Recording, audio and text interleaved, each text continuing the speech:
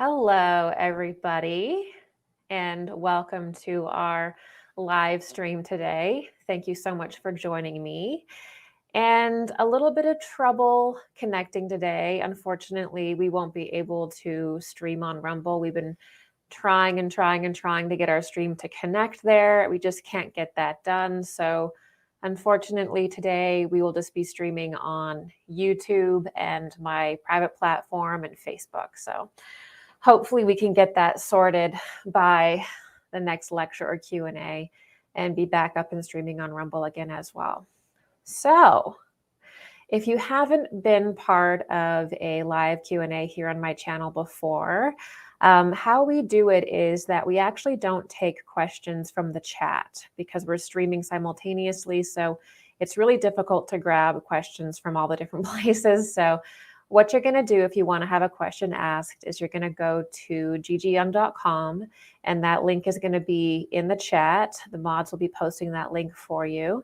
And you're just going to submit your question there on my website. And then those questions will be sent over here to me, and I will answer them. So I'm really excited to see what you guys have for me this day. All right. The first question is going to Natasha McDonald. I've been writing my dreams and inner plane journeys for decades. I can track a journey that will happen in the material a month away. Okay, we're talking about prophecy here. This implies to me lessons are set unless we can decode the inner language of the soul and clean our karmic sheet ahead of schedule. Your thoughts on free will? Yeah, I don't think that like it's kind of like the whole reason why we take a life on earth is to have very specific lessons and very specific experiences. And this is often called karma. And so we incarnate with very specific parents, very specific life situations, because we actually want to experience lessons and we want to be shaped in a certain way. But where free will comes into place is how conscious you can become in that process. So there's going to be some struggles that are going to be, in a sense, unavoidable for you in this life. It really comes down to how you deal with it, or if you can, have grace in that moment, if you can become conscious in that moment. That's really what makes it. But I mean, I think that sometimes we get so worn down in life and so tired of suffering and so tired of stress that we can form a wrong idea about what our life is. And we think that life should have no struggle, it should have no challenges. And that's absolutely not the case. We are going to have challenges. And it's our job to become conscious, to become spiritually aware, self-aware, and strong enough in our life to be able to be present and overcome these challenges. And that's actually what creates spiritual strength. So there is free will, but it's sort of like a free will within a destiny, if you will. That's the best way that I can think to answer the free will question. James, question on vibration and manifesting. Joe Dispenza describes how we can heal ourselves by manifesting a new self, by learning to tap into elevated emotional states and balancing our chakras. What's your take on this? Are we really creators of our own reality? Or is this a Luciferian deception? So it's funny because I feel like you can watch some teachers and take away that this is Luciferic or Ahrimanic, and then other people can watch the same teacher and they can take something away that is not polarized like that. So I sort of feel like it depends on how you're coming into it. That said, I think that there should be a certain level of stewardship involved in teaching things, where I think the teacher has to think very, very long and hard and intuit where their students are and where the collective consciousness is. And every time they teach, every time they lecture, you have to consider and lecture to where you think people are. So you just can't say whatever you think. You have to think about where your audience is.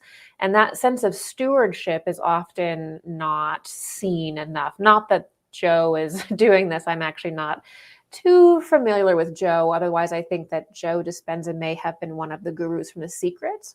Not sure there, though. So yeah, if you become aware of your thoughts and feelings and sort of where they stem from, and you take responsibility for your trauma, that's gonna basically create transformation in your being. If you're taking responsibility for your shadow, for your trauma, where this ideology can go wrong is with spiritual bypassing, where it's just like, well, all I have to do is feel good today. And so that means that, like, if a negative thought comes forward or I feel a little depression looming, I just have to sort of think of something positive. I just can like stare at my vision board for 45 minutes or whatever it is. And that's what can lead to kind of this Luciferian joy chasing or Luciferian ecstasies that are really more about disassociation and not going inward and not doing your work. And that's where this can happen. And this is the same kind of problems that we saw, I would say, in the late 90s, early 2000s, when The Secret came forward and a bunch of other kind of pop spirituality movements began, and were just sort of had a very simplistic view of psychology, a very simplistic view of spirituality that was very heavy on kind of manifesting, very heavy on changing yourself. And it was really rooted in sort of just like, don't think about negative things. If you don't think about negative things, you can manifest a car, or you'll get your dream body. And so the issue with that kind of pop spirituality that was very popular in the late 90s and early 2000s is that after people practicing it for a while, they kind of realized that it was spiritual bypassing, and it was kind of, it's sort of like, it's not about feeling good all the time. So always having an elevated emotional state doesn't mean being positive all the time. An elevated state of consciousness is actually peace. It's actually kind of that state of neutrality. It's not an ecstasy, because Lucifer does work through ecstasies. He works through creating extreme excitement. So if you're meaning elevated emotional state, meaning you have to be in joy all the time, well, that's a fool's errand. What you're really looking for is a neutral harmony. You're looking for kind of a neutral, calm, peaceful sense within you where everything is passing through. You're not getting too high, you're not getting too low. That's Zen, right? So that's what you're really looking for. And obviously, balancing your chakras, you want to be able to understand your energy body, how it affects you. There's a lot of wisdom that you can come into by studying the different centers, right? So the Luciferian deception there is if this individual is basically like, all you have to do is just be happy all the time. And if a bad thought comes in, just push that right down. That's not good. Okay, this is a member question. I won't be saying the names of my members publicly here. If we work on becoming more conscious, for example, we work on trauma and shadow work in this lifetime, do we take this awareness in our next lives, or is it not a guarantee? Okay, this is a great question. So yes, anything that you are able to transform in this life is a fruit. And you take that fruit with you, and it becomes part of your being in the next life.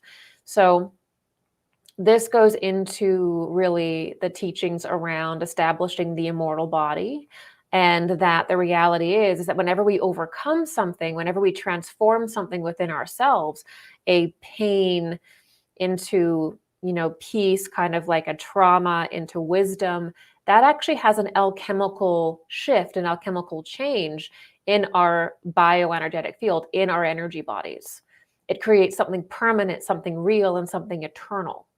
And that goes with us life after life after life. And we build upon that and build upon that and build upon that. And that is the esoteric secret behind the resurrection body, or the body immortal, is that we basically transform our energy bodies into something eternal through right action, right thought, and we glorify them. So everything that we do in the image of love, in the image of Christ, in the image of God, that becomes eternal.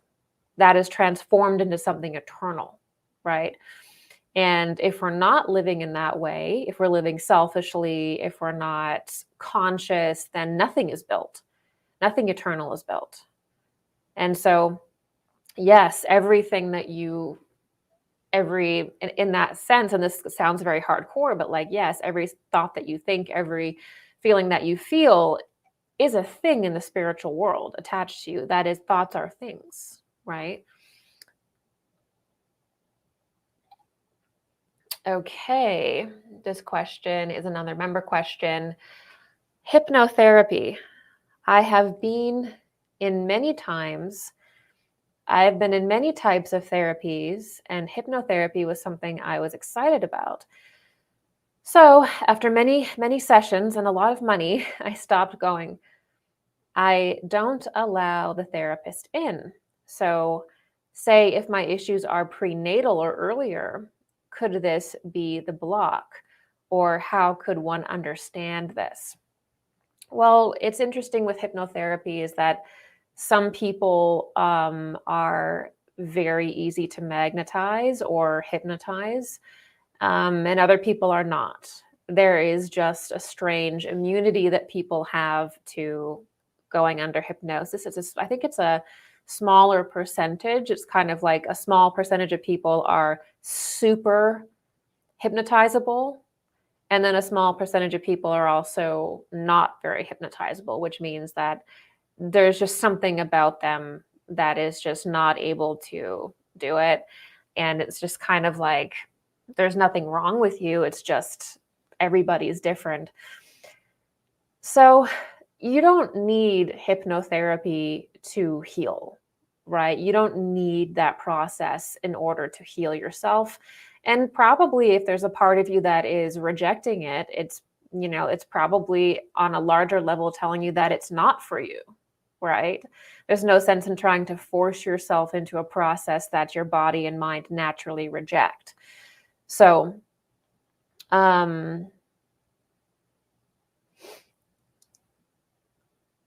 if you have issues, that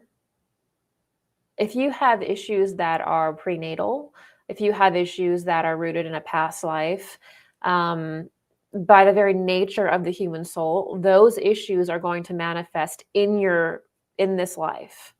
Everything is a recapitulation. So there's not going to be some major issue that you have had in a past life that's not going to manifest in a big way in this life. So past life regression can basically give you insight onto this life, but there's not going to be like some sort of secret part of you in a past life that is valuable for you to know in this life, unless it's essentially recapitulating itself. Does that make sense? And you may have more luck basically just practicing meditation. And, you know, you can learn through meditation, you can learn to relax yourself until you start to get little snippets of visions or little sensations, right? But you just have to find your balance, your methods, and your vibe. Not everybody is going to be find meaning and value in the same kind of therapies. So you have to find what works for you in your personal process, and also with whatever professional things that work. And also, like if the hypnotherapy isn't usually working with someone after like 3 sessions, then usually I would say that do not continue, right? It's not good to just keep bringing people in and trying when there could be a major just disconnect from that particular process. It could have something to do, if it is something to do with past lives, it could be that something very negative happened to you in a prior life or in your early life, where you were unconscious while it happened, right? Or had little consciousness when it happened. And so anytime that your soul now tries to encounter, even in a loving situation, going into unconsciousness with someone, there's a vulnerability there that you could be protecting yourself from, right? If you were harmed in that state in this life or another life. Okay. Because, you know, with hypnosis, it's very, very, like, it's a very intimate process. I mean, you're sitting with someone and they're going into your life, into potentially, you know, regressing you into different states. So it's actually, it makes sense that some people would reject that if they feel a need to protect themselves. Okay, Mary. If our subconscious mind is vulnerable to nefarious entities, manipulations, how can we protect our subconscious mind from being abused by unknown entities and make our subconscious realize we ourselves are in control? Okay, so our subconscious mind is subconscious, meaning it's beneath our consciousness. So if you use like the Jungian envisioning of the mind, there's your conscious mind, there's your subconscious mind, which is basically absorbing every single thing that happens, every image, every sound, every encounter, every word, every dream you have. And that stays almost like a movie scene, like a living, it's basically like captured in your etheric body, basically, but we experience that as our subconscious mind. Then there's the superconscious mind, which is the aspect of the mind that interfaces with the all, with the astral world, with the spiritual world. So you're not ever going to be able to prevent your subconscious mind from picking up every single thing it sees, every symbol, good and bad. That's what it's for. That's what it does. What you can do is that you can start living your life in such a way that your subconscious mind and your mind become more in tune with one another. Or in other words, for example, you don't want to spend a lot of time basically without purpose, doing unconscious activities like scrolling on your phone or on your computer on social media for long periods of time, just sort of taking in whatever news is there, whatever someone you don't even know is like posting. Um, you don't want to sort of be on autopilot. Being on autopilot, being in a state of disassociation is sort of like you're giving up your will and you're allowing whatever's entering into your subconscious mind to basically control you. When you start basically living very purposefully and really using your will, becoming very alert, having very purposeful days where you plan things out, and you don't have a lot of that time where you're disassociating or scrolling or escaping, that's what really strengthens you to the point that your conscious mind is not drawing forth the lower stuff because you're actively engaging with it, right? I would also avoid things like horror movies, things with a lot of violence in them. You don't really, quite honestly, like you don't really want to be pumping yourself full of dark imagery, dark things. You just don't want to be putting that in your subconscious mind. So if you do suffer from depression, if you do suffer from anxiety, that stuff's just right there to just sort of emerge as a nightmare, or you don't really want to do that. It's not that you can enjoy like a scary movie or something, but you just want to be very careful with what you're consuming. And the more conscious, the more present you are, the more you are basically drawing from that subconscious purposefully rather than having it control you. Sunspot. Do people who commit abuse, even parents, and inflict lasting trauma sacrifice themselves for our own evolution? If so, what happens to their souls after they die? Okay, so if somebody is inflicting abuse on you, if somebody's inflicting trauma, that's abuse. And that's not a sacrifice for that person. That's actually something that that person's going to have to atone for. It's never okay to abuse someone. It's never okay to hurt someone. It's not okay to be abused. That's not loving, right?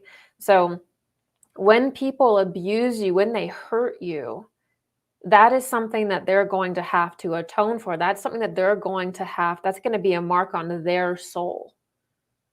You may suffer trauma from it because it creates a lot of confusion in you, pain, and questions about your worth, your value, and it can initiate a very intense process of healing within you. But that person that does that to you, they are marking their own soul and scarring and harming their own soul, and they will have to,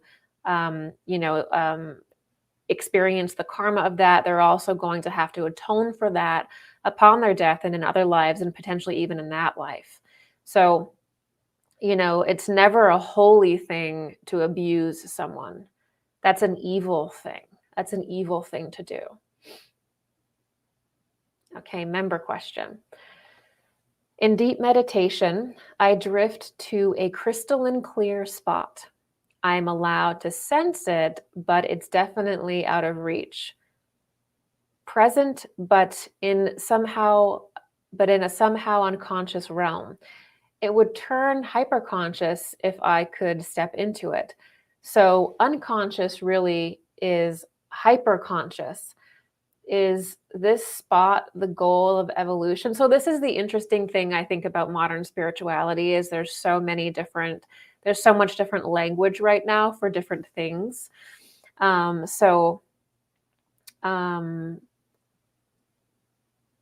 would turn hyperconscious if you step. Well, yeah. Basically, the spiritual planes are different states of consciousness, really. That's how you can see them. And when we're physicalized, the only way that we can, like when we are a physical human being, right?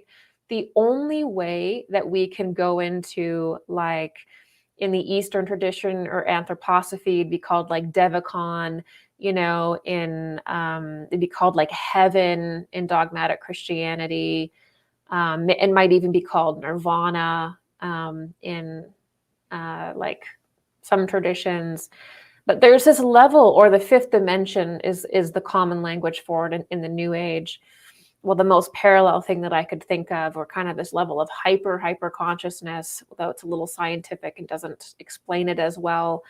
But that level is a different level of being. It's a different level of consciousness.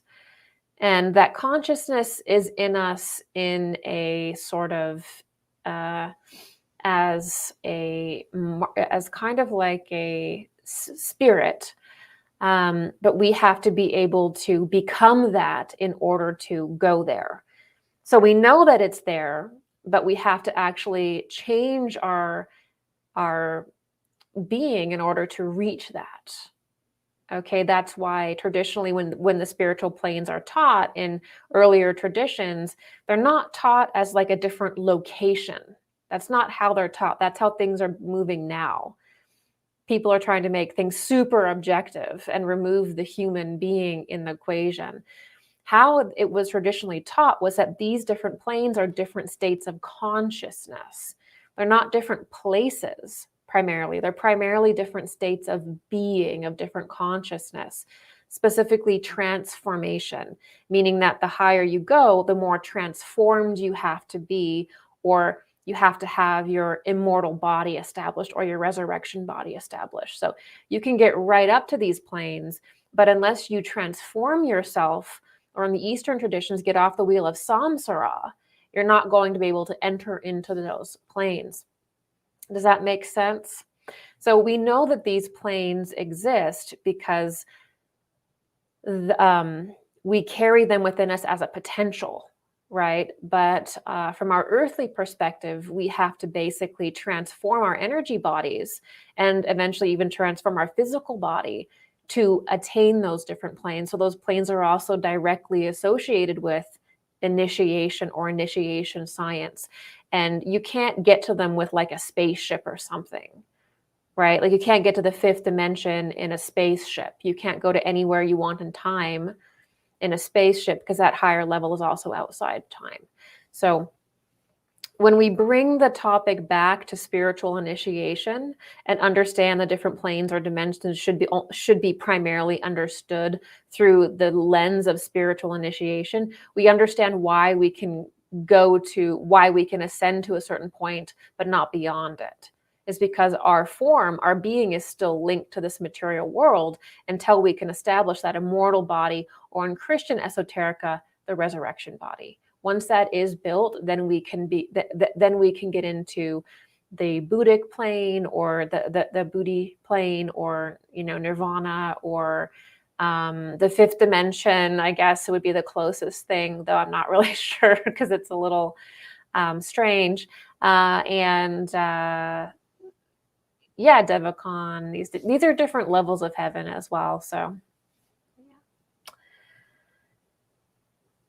okay, Sunshine. Do you believe in karma? For example, why do some people on Earth suffer or are abused while others aren't? And why do abusers get away with it? So this is one of the questions that appears over and over and over and over again in spirituality. I think it's probably the most common question that we receive. And do I personally believe in karma? Yes. And why do some people on Earth suffer or are abused while others aren't? And why do abusers get away with it? Well, this question is formed in such a way where you're only looking at one life. And you're looking at this one life as though it's the only thing that exists, and you're drawing conclusions about it. So if we actually want to understand the human experience, including the human experience of suffering, including the human experience of exaltation, we actually have to look at the entire string of incarnations, because we're not going to understand why bad people do bad things and also why people become masters, and unless we can look at that long evolutionary path of the soul of making mistakes and correcting them and so on and so forth. So essentially, you know, when it really comes down to it, this question can't be answered like as a monolith. You have to actually go to the person that you're thinking of, like a certain individual, and then you have to look into their life and their lives. And then you can understand why this person is a dark person and what has drawn them to that. And then maybe even looking into the future to see what the potential is that they overcome these things. So you have to actually do it person by person by person by person. But overall, we live many different lives. Obviously, the doctrine of reincarnation was thrown away by the dogmatic Christian church, right? So this has caused problems in understanding it. And also, many people believe that the Eastern mysteries took it a little too far, right? So, these caste systems and things like that. So you have to be able to, you can't just answer this question as a monolith. The only way to do it is through investigating that person's entire experience, and that's how you can come to know. But bad things happen to good people, good things happen to bad people. You have to investigate that person's life to see why and the little events that do that. But karma isn't about punishment. It's not about judgment. It's about equilibrium. And every single soul has done bad things and has, done good things. It is just the mystery within every soul why these things occur. But overall, there is such a thing as karma. There is such a thing as dharma. But when it comes to applying it, you have to look very closely at the person. Okay, Rabia. Is there any significant positive shift you see for us collectively in the near future? Also, you once mentioned that the period until the year 2032, if I remember the year correctly, is a critical time for us. What do you mean by that, and what happens afterwards? So, yeah, I actually think that a lot of what's happening today, although it's very chaotic and there's a lot of, dark things going on, especially between different global powers that are fighting amongst themselves, and we're sort of in the middle of it. And these different global powers are trying to basically consolidate every single institution under their influence. And it's uncomfortable because day to day, you don't know, like, are we going to have an economic crash tomorrow, or 10 years? When's that coming? And everybody has an opinion on it to the point that it's just neutralized because everyone's opinion is different. We don't know what's going on so many different levels. We're on the brink of several different wars, right?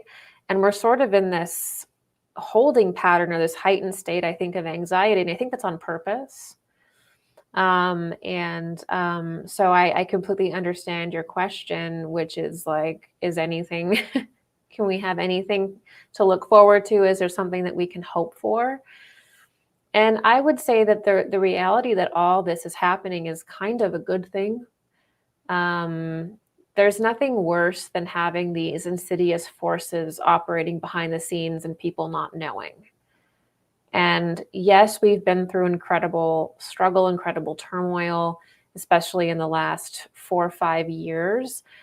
But I have to say that one thing that really brings me hope is seeing how many people have actually awoken to their spirit during this, because it's actually difficult situations like this where you have your entire world turned upside down that people wake up. And so while it's difficult, we're also seeing more people waking up than I've seen in 20 years. And so that is the great side of this.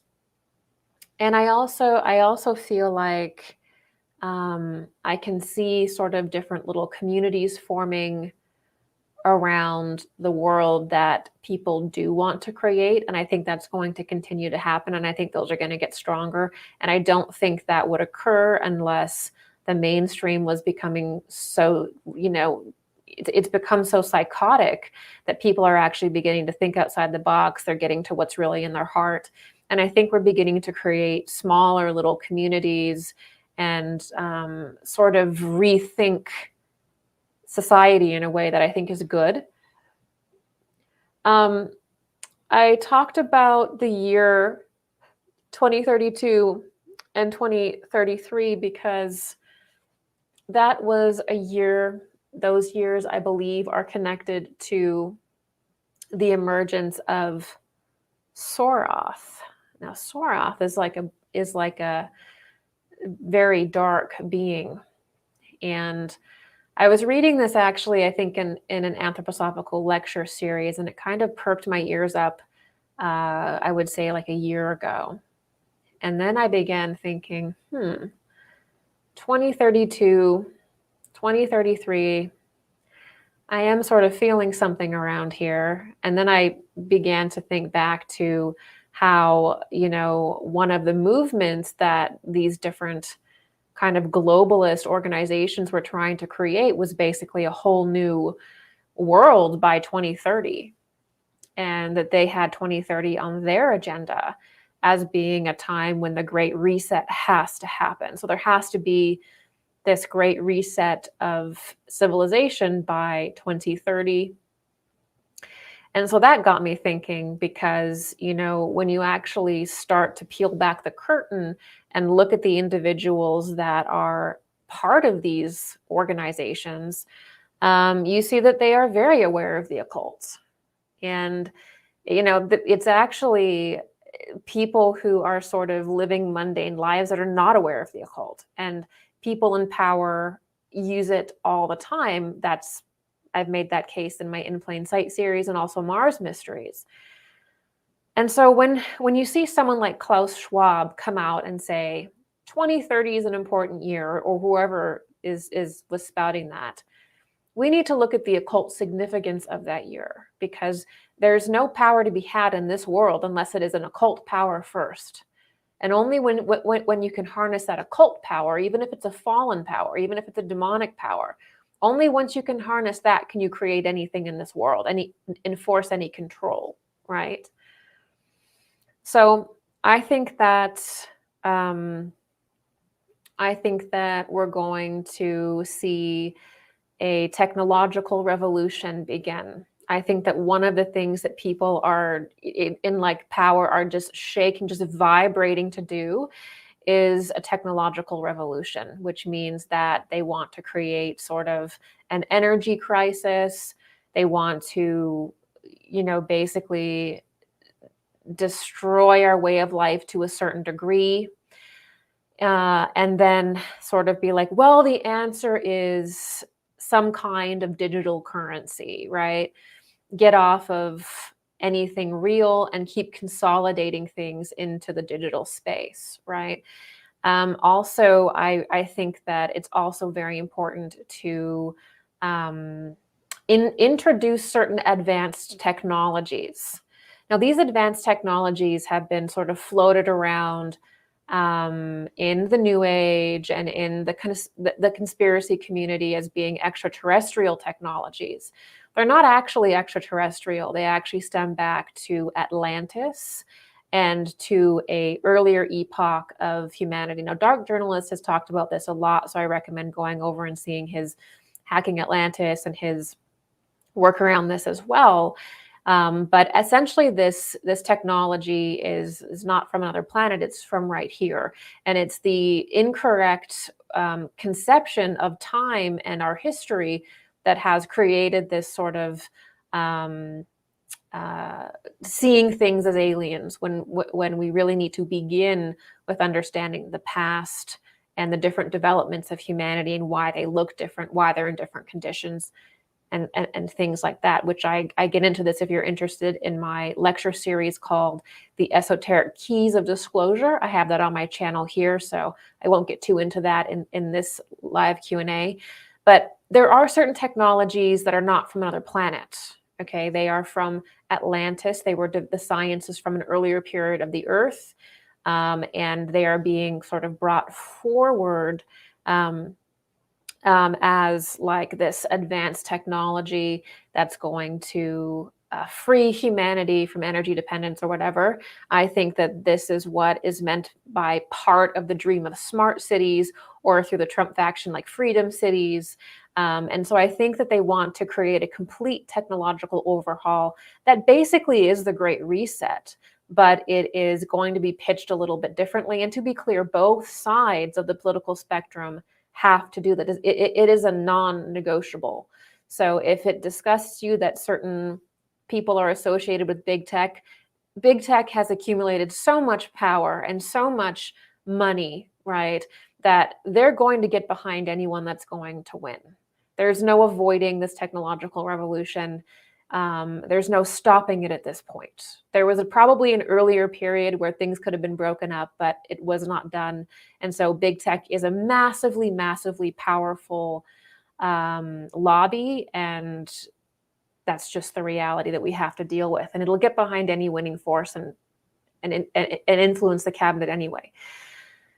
So that technological revolution, in the anthroposophical sense, or in sort of the esoteric sense, is like basically paving the way for Ahriman, paving the way for Ahriman's world, and particularly the environment in which Ahriman has to operate. Okay, so Ahriman needs, in order to take the world stage, in order to emerge, he needs a very specific environment created or built for him. Okay, he's not like a normal human being. He's a cyber human being. He's a he's a creature, really. And so that an environment needs to be built for him to operate and for him to basically take his station.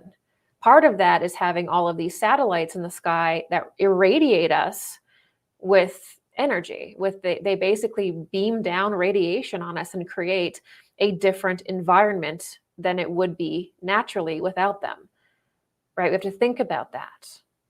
The satellites in the sky and what they radiate down change the environment of the Earth. Of course it does. But that also prepares a certain energy, a certain substrate in which Ahriman can operate.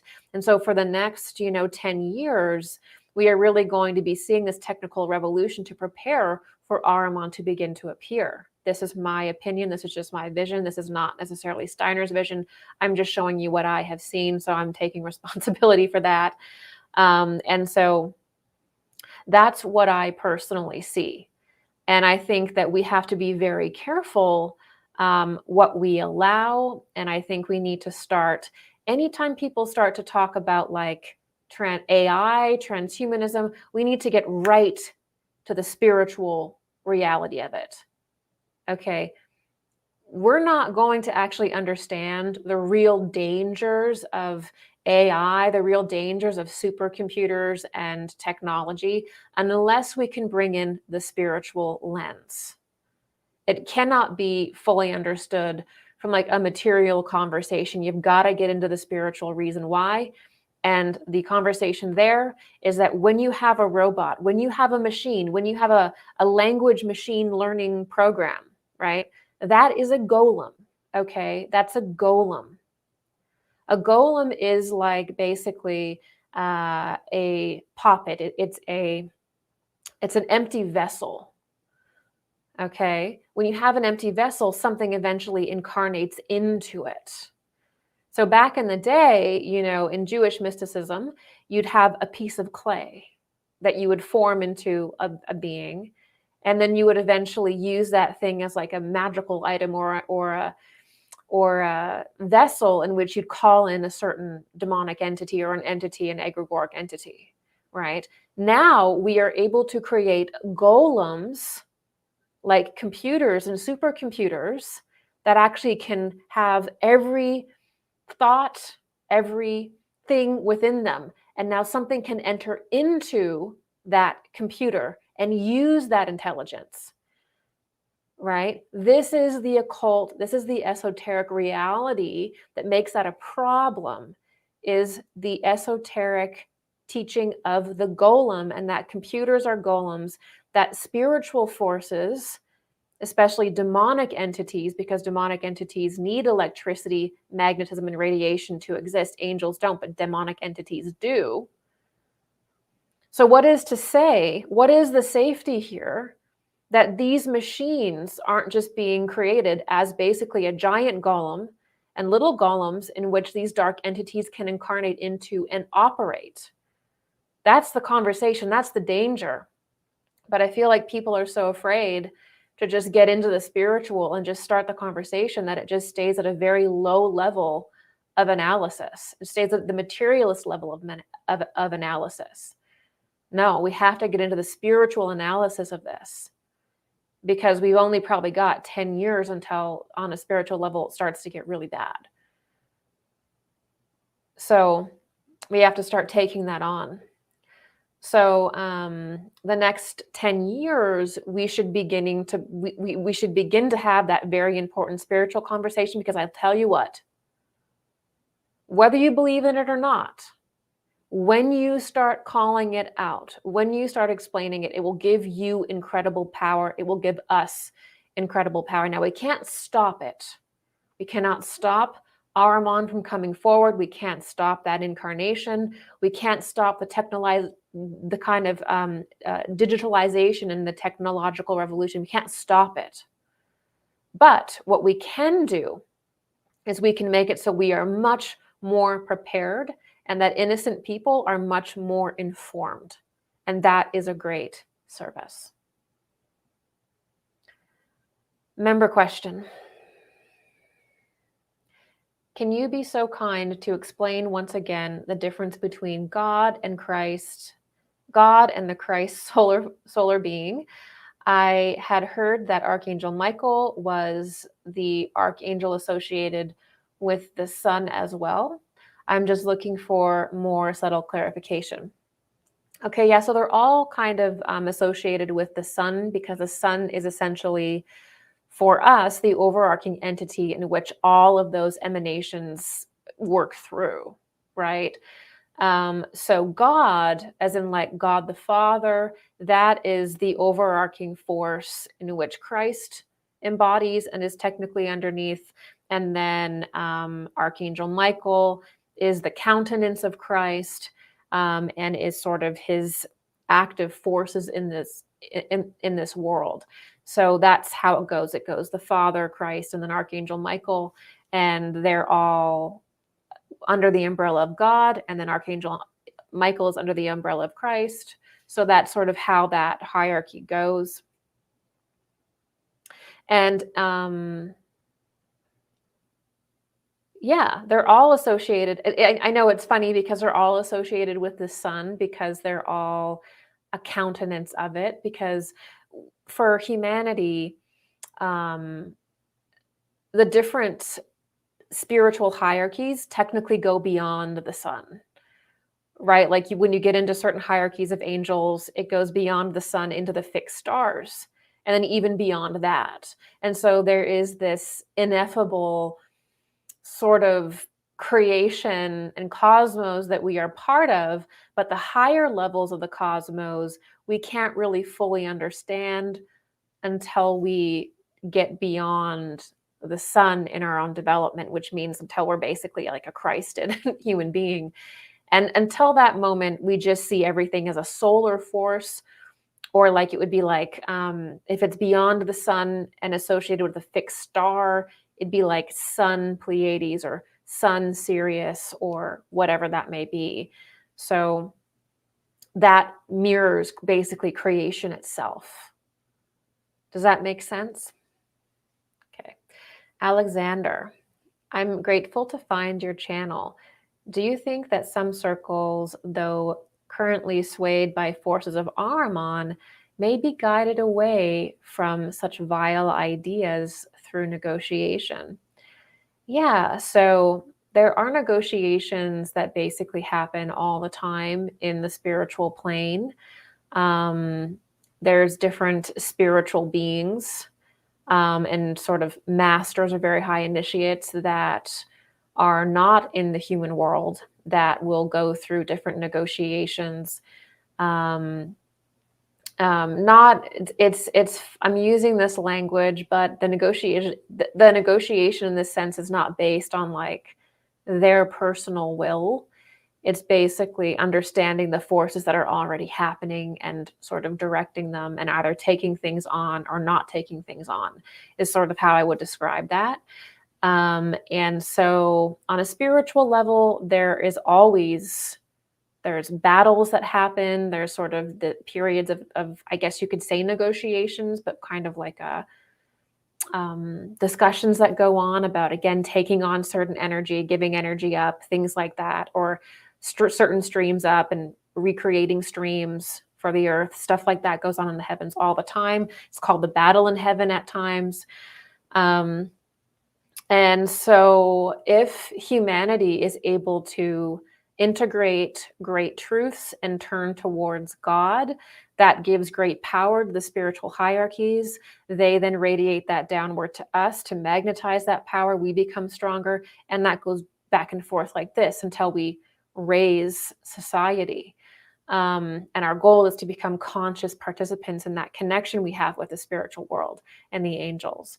And so in those cases, there can be negotiations as to powers that the dark side has to give up because of the progress on Earth. And there are discussions on that in the spiritual level. Then when it comes to like a dark Ahrimanic brotherhood, let's use the same example again of great spiritual progress within the human heart.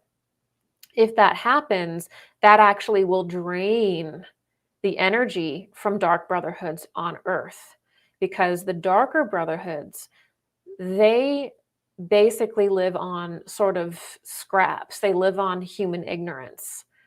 That's how they operate. They run off chaos. They're vampiric by nature. And so the more humanity awakens, the more they become responsible, the more we become responsible, the less power they innately have.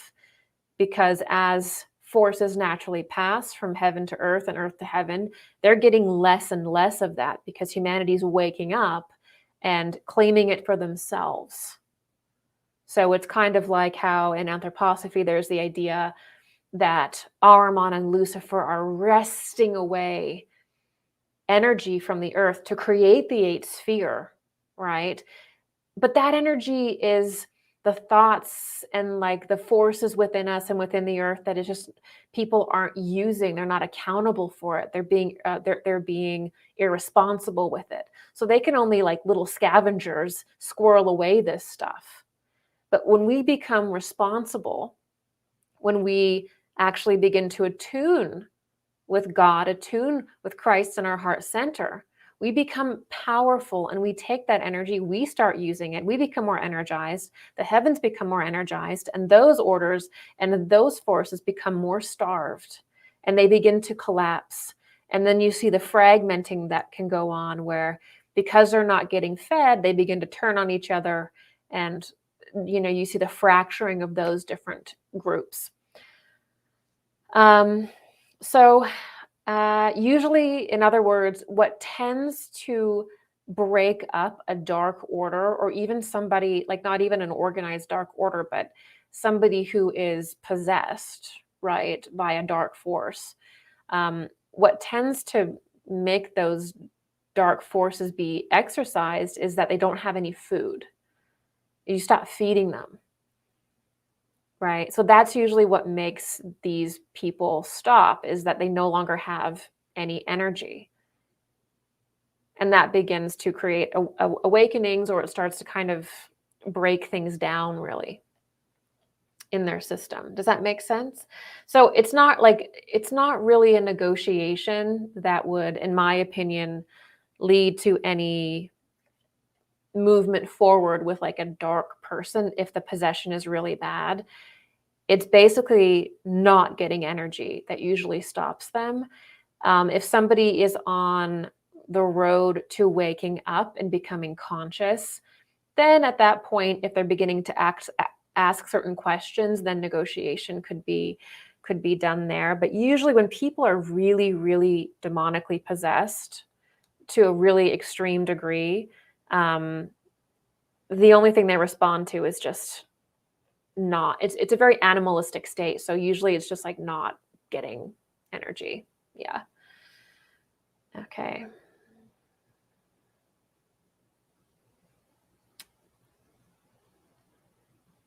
All right, this one is from Jade Valentine.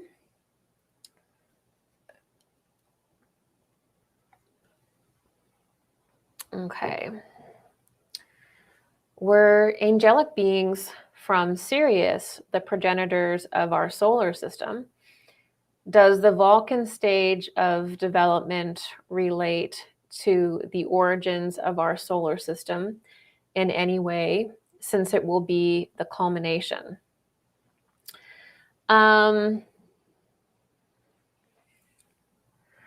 So the angelic there.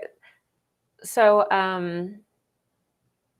I wouldn't say that angelic beings from Sirius were progenitors of our solar system, because Sirius, in the sense that people use it, is actually more of completion. And so I wouldn't say that. The mysteries of the fixed stars, like the mysteries of Sirius, the mysteries of the Pleiades, it's really like there really isn't like a being from the Pleiades. There really isn't a being from Sirius, if that makes sense. If a being were to, like, if there was a spiritual entity, which like an angel from the spiritual hierarchy, they'd have to enter in through our sun, right? So this idea that there's these aliens or these beings that are just coming from these different star systems, what it does to consciousness is it removes the mysteries of the immortal body, and it removes the mysteries of resurrection and Christ, because it's flattening it's flattening something and hypermaterializing something that cannot be reduced. Right? So you can't have a consciousness that's beyond the sun be a being in the way that we are a being, because the sun would technically be within that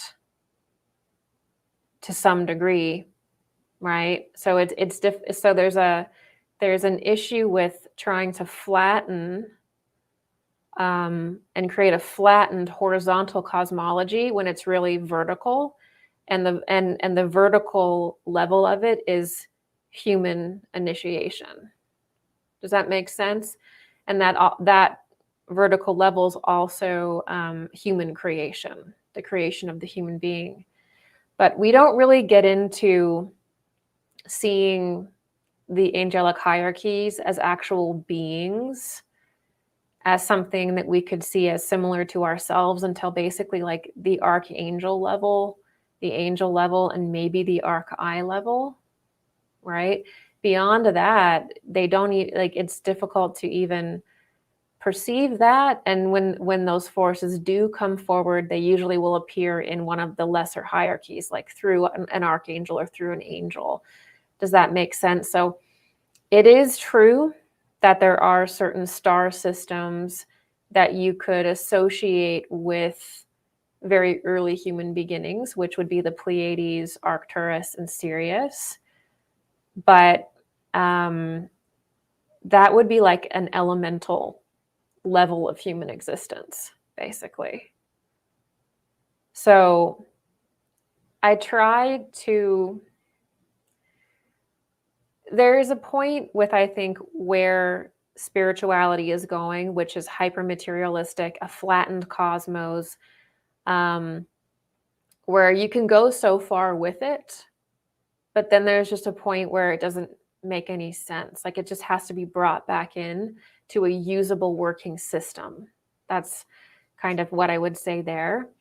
And then so in other words, beyond the sun, you have the fixed stars, and that definitely has to do with our creation, and the creation of our sun and all of that. But we can't see those. They're not aliens, and it's hard to even perceive them as like us. Does that make sense?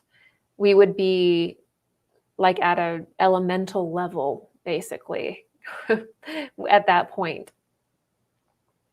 And then the Vulcan stage of development, the Vulcan stage of development is sort of a stage of the human being where the human form will basically be dissolved into spirit through, hopefully for every individual, through their efforts. So that's also the stage associated with Atman, with the spirit man.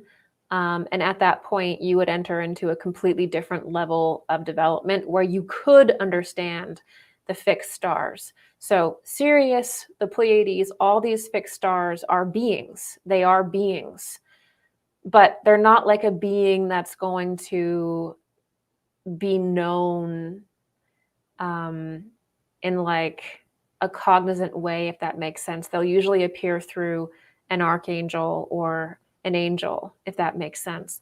So it's very, very difficult to teach about the fixed stars because we're not really at a level where we fully understand our own solar system and the hierarchy within our own solar system. So the danger is that we start trying to go too far out.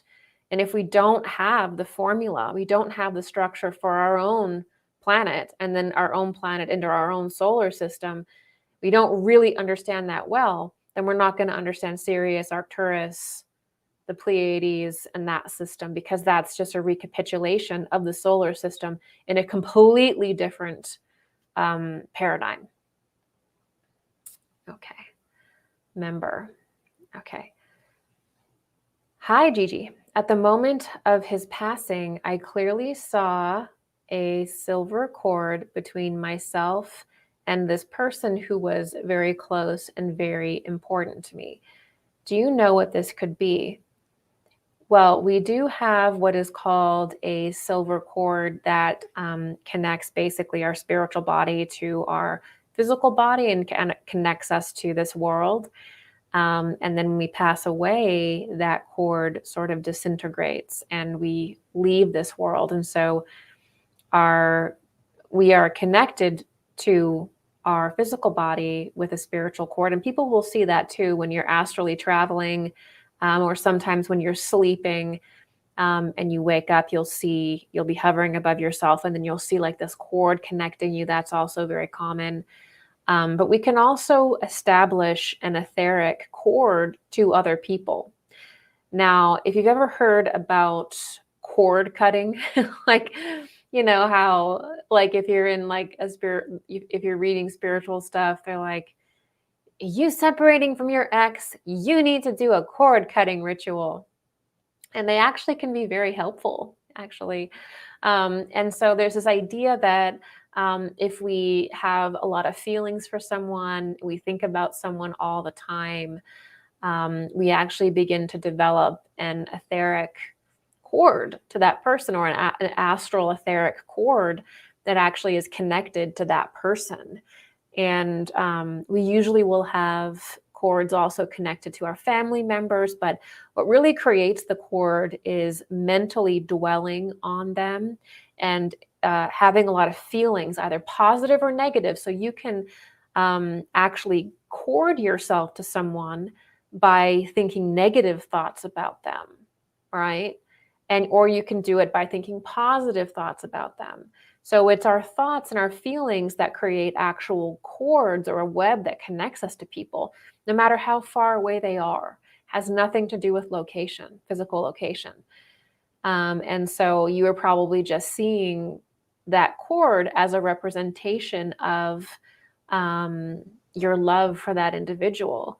And that when we care very deeply about somebody, we develop a cord with that person. And that's also how you can know what someone's thinking. You can know when they're going to call before they call. You have a kind of psychic connection with someone because of that cord, but it's also how, potentially if you obsess over someone who has done you wrong, it's also how that dark energy can stay connected to you, which is why if you have a cord with someone who is abusive to you, who is a bad influence in your life, it's good to cut that cord and then to no longer think about it for a while, to no longer be feeling about them all the time, in the mire of that person and that relationship, because that feeds the cord and keeps that connection going. So in those cases, it is good to, move on from people, situations even that don't serve you, and then starve the cord and cut it. And then you'll notice that when you do cut a cord and starve it, it's like you have so much more mental energy, because cords are a real thing. Sarah, I experienced on multiple occasions spontaneous, involuntary shaking and movements that are unrelated to any medical condition.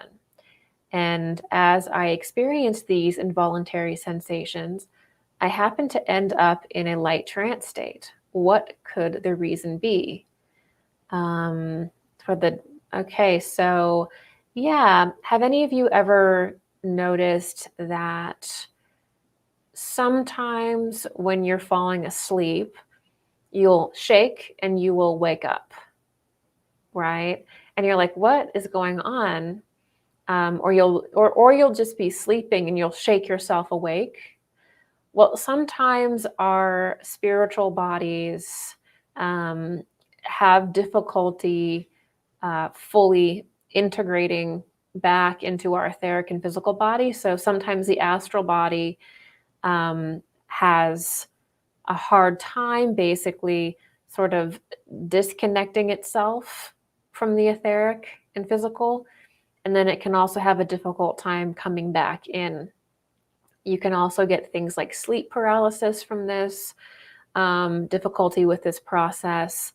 And there's some people too that will, like every night, they'll only be able to fall asleep for like 3 seconds or a little period of time, then they'll snap awake. And that's because sometimes there can be so much spiritual energy that is in the astral body, right? That there can be a rejection or a difficult time for it to come into the etheric and into the physical. So that could mean that if you're doing something like you're saying here on, if you're doing meditation, or if you're doing something where you're actually trying to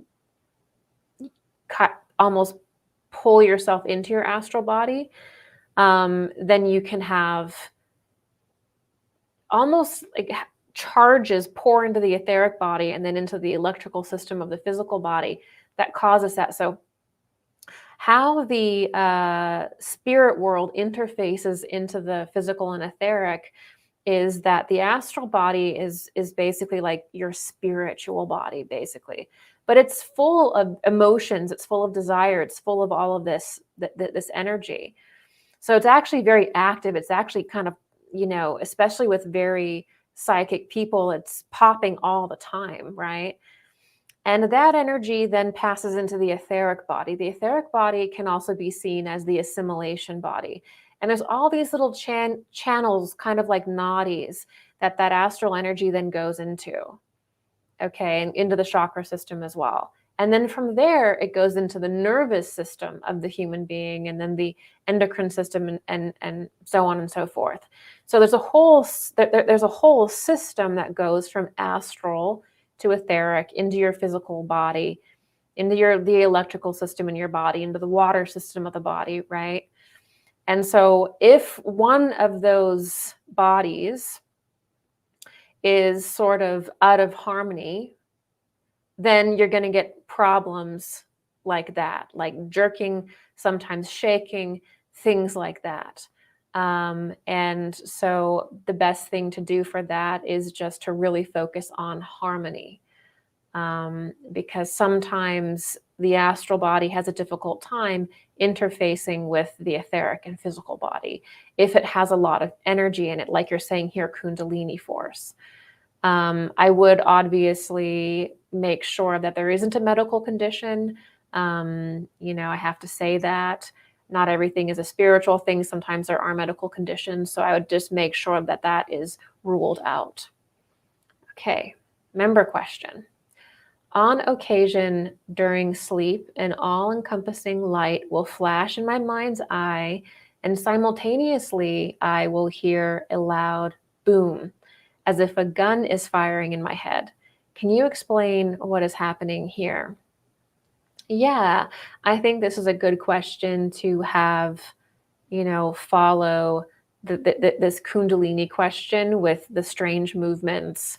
A lot of before sleep moments or meditation moments when the body jerks, it's because the spiritual bodies can be gaining more power because we're drawing our forces into them. And then that can cause these sort of pops. It can cause basically a disharmony between the astral body and the etheric and the physical body. This can cause jerking motions in the physical body, but for clairaudient people or people who have kind of a very good ear for music, people who tend to hear spirit, that instead of it being a total jerking motion, or the jerking motion can sound like a pop, clairaudiently. And so so basically, in a sense, you're seeing a flash, which means an influx of astral energy, astral forces, astral light. And then you are also hearing that influx as a pop or a boom. There's a pressure that's built up that's a spiritual pressure, that's an astral pressure. It's built up because it's trying to pass through the etheric and physical body, but there's so much of it, right? There's so much spiritual energy that it's causing a membrane almost to burst. It's not really a bursting membrane, but it's an energy it's breaking through because it's pressure, right? It's the same thing with the jerking. All right. So the other thing that can happen for some people is they will hear, especially if they're falling asleep or waking up, they can actually hear what sounds like a train, or what sounds like mechanical gears grinding, or like a buzzing, a very intense buzzing in their ears, or it can be like a boom or a pop or a snap. Again, these things, in my opinion, have to do with that astral body that can be supercharged, full of spiritual energy, that's trying to work its way back into the etheric and physical body. That can cause all kinds of pops and cracks and booms. Mostly we don't hear it. Mostly we're so in the physical world that we don't hear what's going on in our energy body. But when we're sleeping or when we're deep in meditation, then our focus is drawn inward and we can start to see flashes of light. We can start to hear weird things. And right in that twilight is usually where we'll get the jerking. You'll get the shakes, your fingers can shake. The nervous system is being stimulated by all that astral energy. You have to learn how to circulate it. And a lot of people can find psychic development to just be very irritating, because you're building up all this, you're setting this intention to build up all this spiritual energy, but then the nervous system isn't prepared for it, the etheric body isn't prepared for it, and then all this weird stuff starts happening as you're trying to condition your etheric and physical body for all the spiritual energy that is coming in. So, Carrie, I personally feel that the war of all against all is the most important lecture you have given. I see evidence of this war of all against all every day. My question is, how can we intervene with this on a personal, day-to-day way? Is this war and destruction inevitable? Yeah, okay, so the war of all against all is a lecture that I did at the beginning of the year, and I go through to describe it in a couple different ways. The first way is the Hobbes way, and the way that Jefferson used it, which is that it's an inner condition of the human being, meaning that the war of all against all takes place within every single human being, right? And it is that in this period of development, in our fifth epoch, we have to face the fifth mystery, which is the mystery of evil. And so whenever we're facing evil, war comes about, because once we begin to turn inward and look at the darkness, the light gets lighter, the dark gets darker, and those forces begin to clash until we can integrate them, essentially. So the war of all against all is describing an inner process of the human being coming to know evil within ourselves and within the world. But then also in anthroposophy, Rudolf Steiner goes and uses it in an even deeper way to describe sort of the end times of the earth. And so that's when you start to see this happening in a large scale. It's really what Revelation is about.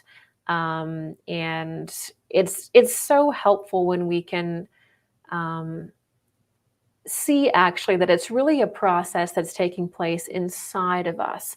And because it's taking place inside of every human being, it's manifesting in the world. And so the point of action is always within your own self.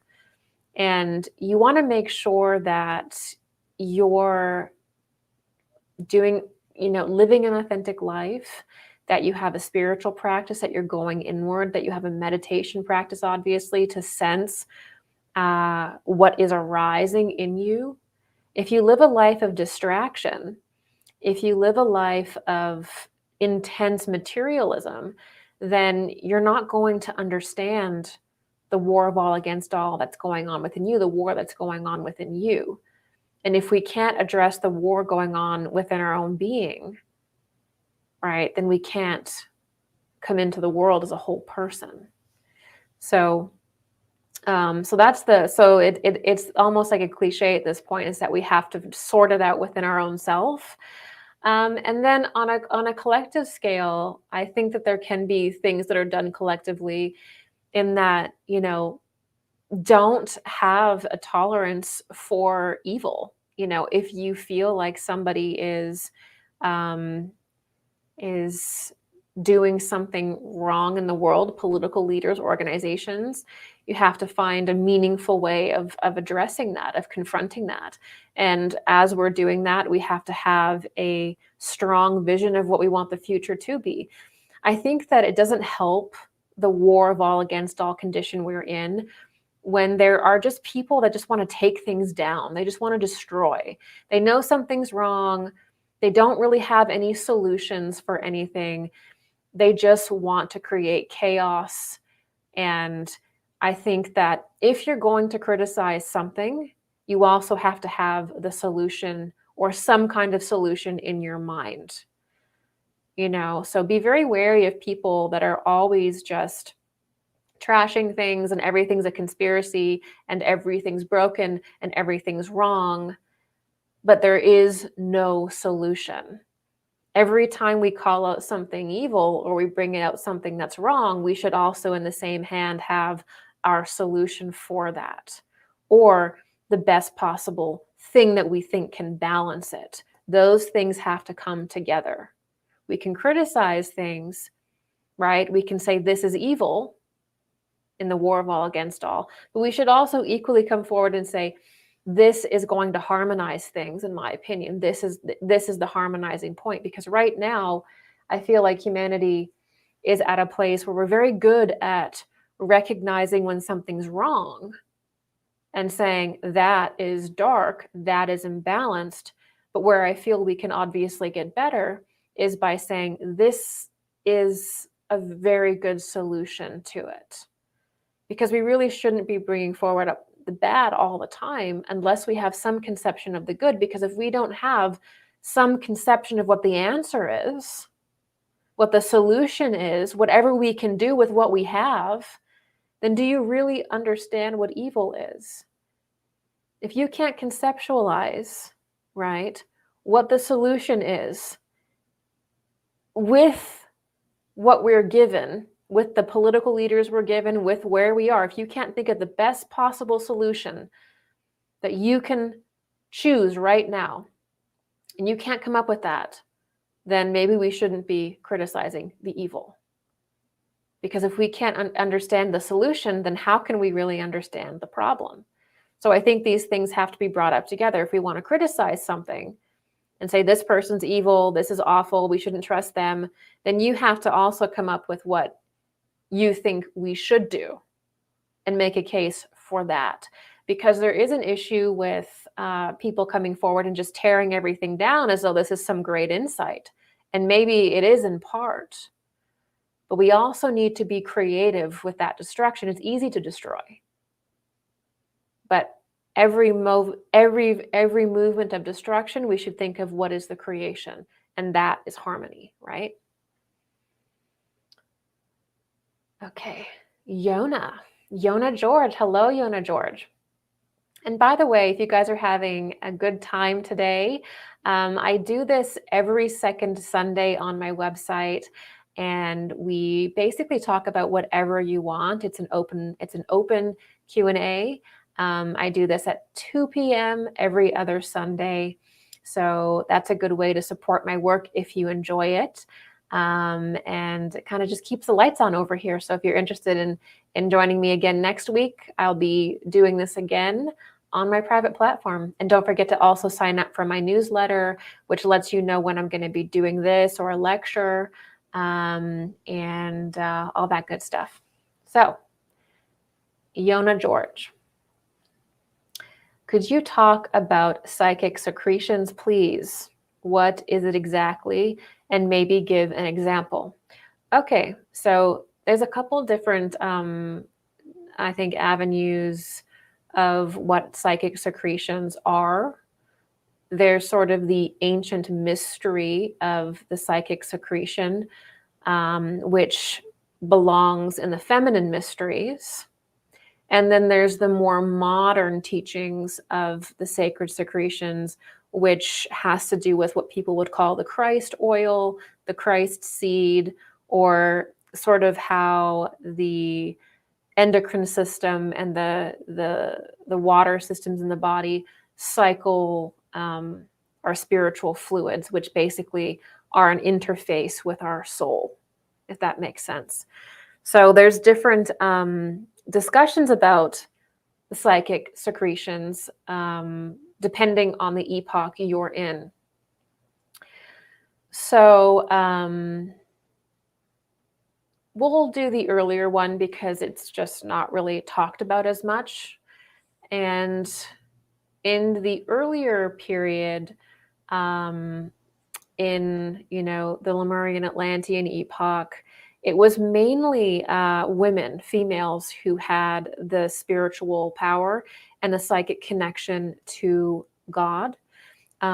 Males were more oriented in the world, and it wasn't until much later in human development that males had sort of a more psychic organs and that women had more of the mental faculty. So if we go back to earlier periods, there was actually sort of a really big difference between the qualities and capabilities of the female form and the male form. And so over time, actually, there's been kind of a consolidation, and we've become closer and closer together. Now, at this point, you can have a male that can be significantly more psychically powerful and spiritually attuned than a female. And you can also have a female that has more mental capabilities and more leadership qualities and more kind of worldly qualities than a male, which is why these sort of weird, like almost strange, like Christian nationalist idea of returning to like these uber traditional roles will never work, is because over time, the roles actually become closer and closer together. So that's strangely enough connected to psychic secretions, because in the earlier periods, there was a secret mystery process in which secretions from a high priestess would be taken on by certain males in an order. Now, Aleister Crowley and different groups found out about this, and they tried to recreate it by like consuming menstrual fluid and other fluids and things like that. But that's actually not real. That's not the real version. That's like a weird materialist recreation. Like if you were to read a spiritual text, you would think that's what it is if you had no idea. But the secretion that was actually produced by these high priestesses was actually a clear fluid. And it's not done anymore because we're not in that stage of development. That fluid is also called ambrosia or soma. And that became the fluid it was a magnetic fluid that allowed eventually males to have the same, to build up that power as well. So in the beginning, males didn't have the same spiritual connection that the female form did. There was a much greater difference in incapacity, I guess you could say. And so that is the soma, that is the ambrosia. I've spoken about this in regards to Venus and different things like that.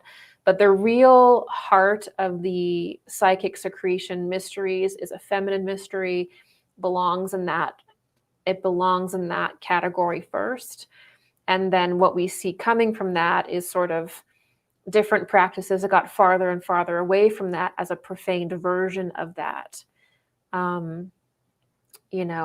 So that's what I would say there. So when we look at like the cycling of the Christ oil, and we look at sort of the psychic secretions that people have, that would have to do with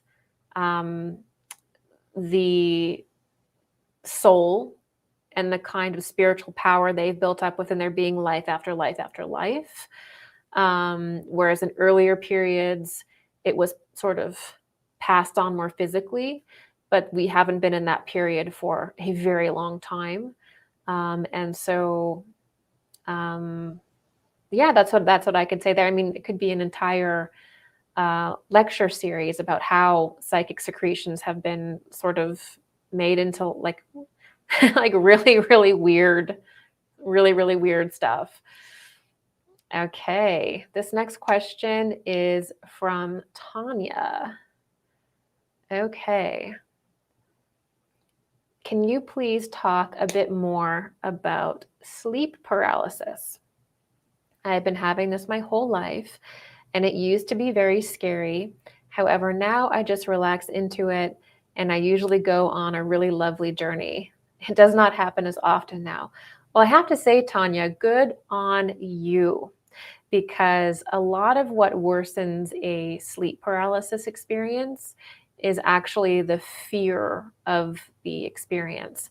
So the more fear and terror that you have during that experience, the more it sort of goes on, and the more it can kind of draw in these dark visions around it. And then the more that you sort of relax and you don't fight it and you don't feel fear, kind of passes through you. and you get into a different level. So it's kind of like the same lesson as the guardian at the threshold, right? It's like when we're having these experiences and dreams, we really are reduced to our core instincts. And that's why they're so interesting. That's why dreams are interesting and sleep paralysis experiences are interesting, is that it really kind of reduces you to your subconscious and kind of like your basic instinct around things.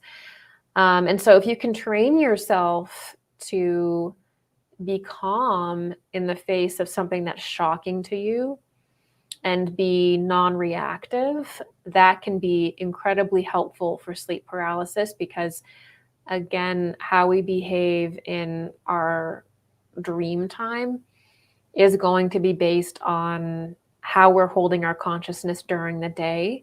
So, you know, the more peaceful you can make your day, the more you can focus on your breath, the more you can become basically lucid in your own life, meaning that you're aware, but you're relaxed. You're not just running on reactions. You're not just reacting to everything. You know, when everything becomes a knee-jerk reaction, when you're not completely present, that's when things like sleep paralysis can get bad. That's when, you know, it's easier for dark things to kind of permeate because you're not conscious.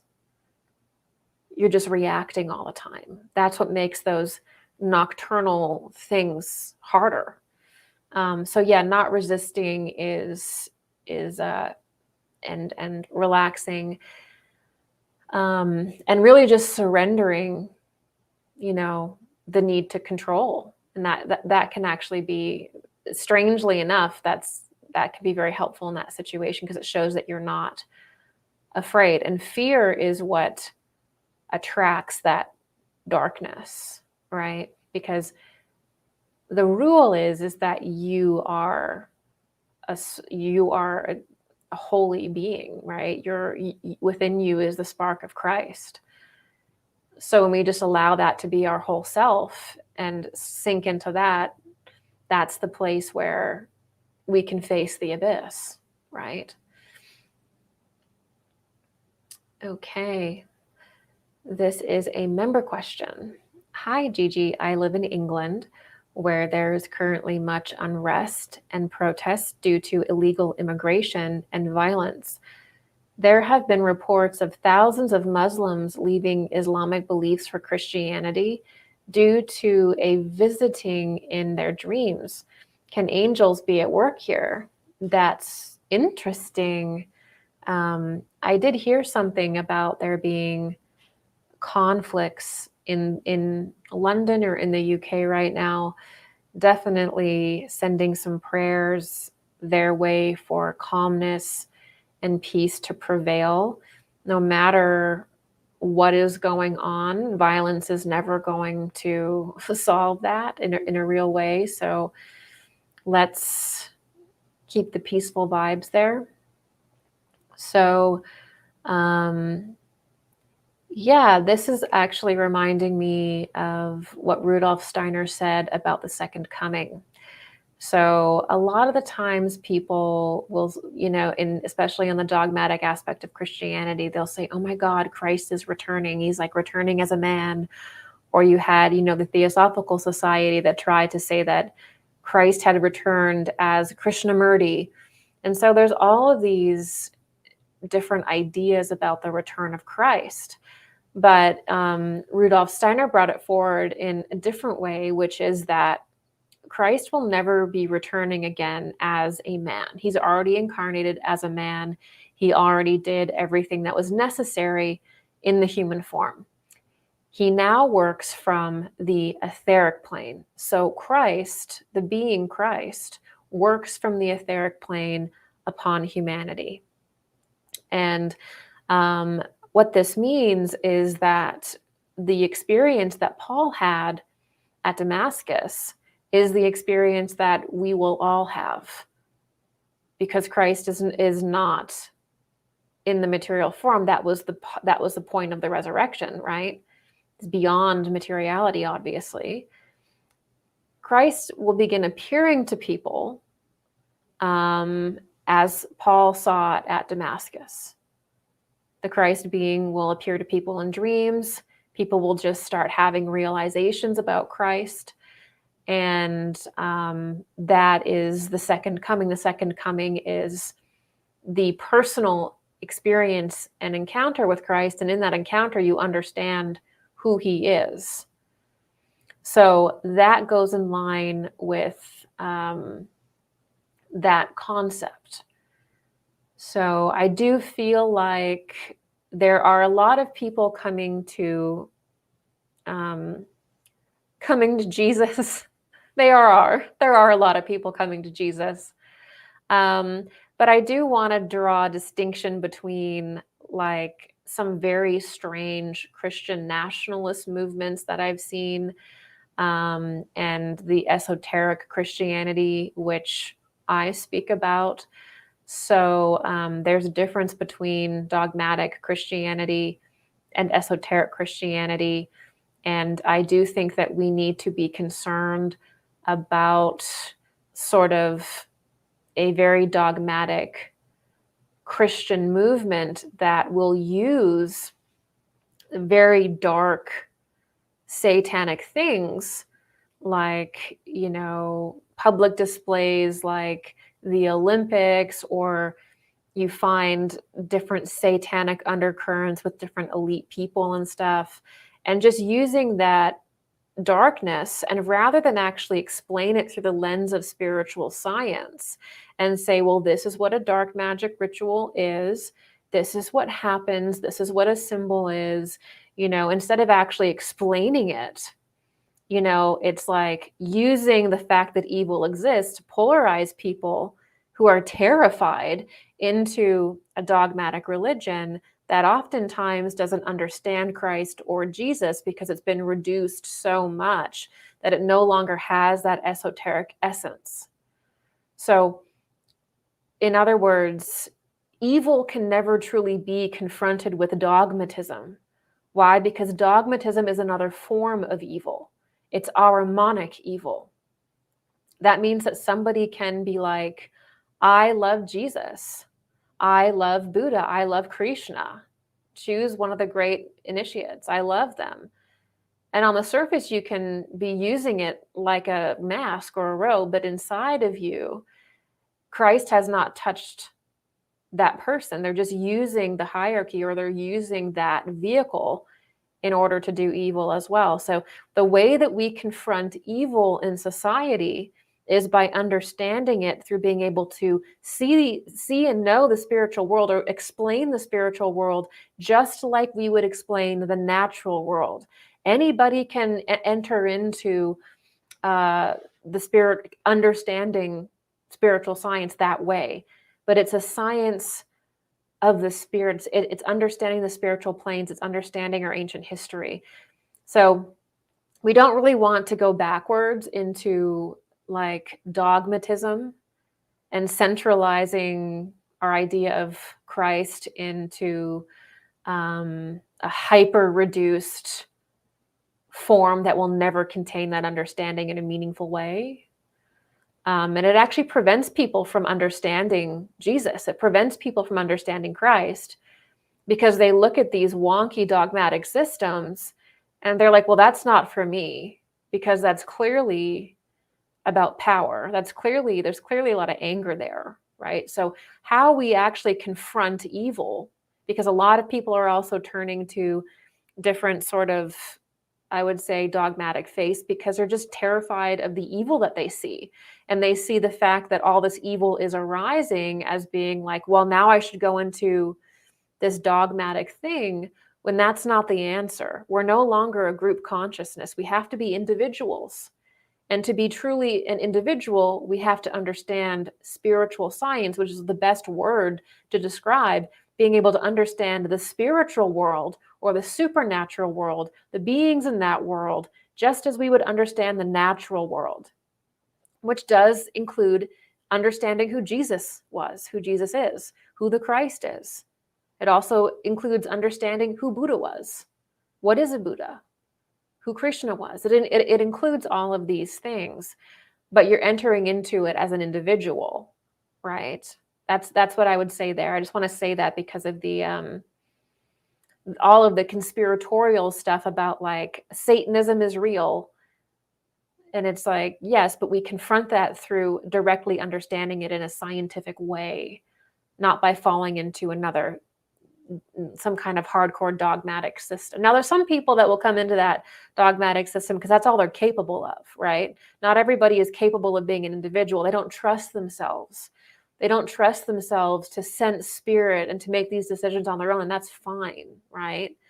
But we still have to really have that conversation more and more and lay out that foundation of spiritual science so that it becomes a structure that people can understand, and you take it on, right, as a empowering thing. Okay. Irisi, how does a person do whatever it takes to not reincarnate to this planet again? Do we have that choice to reincarnate or not before coming to planet Earth? Yeah, so yeah, sometimes the feeling of our life, the feeling of just being here can be so overwhelming, and it can be very dark. And this is what leads to like the idea that we're on a prison planet, that this is hell, and all kinds of sort of darker interpretations of this world.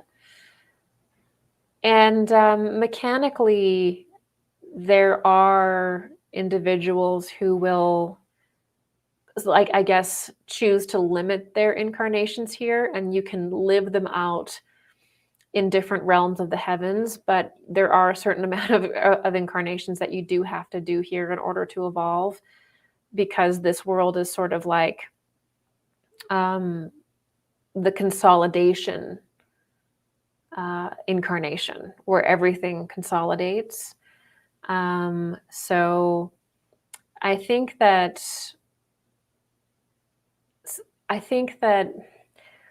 listen, if you're at a point where you're like, I don't want to incarnate into this planet anymore, I'm going to be straight with you. You need to find things that you really enjoy doing in your life.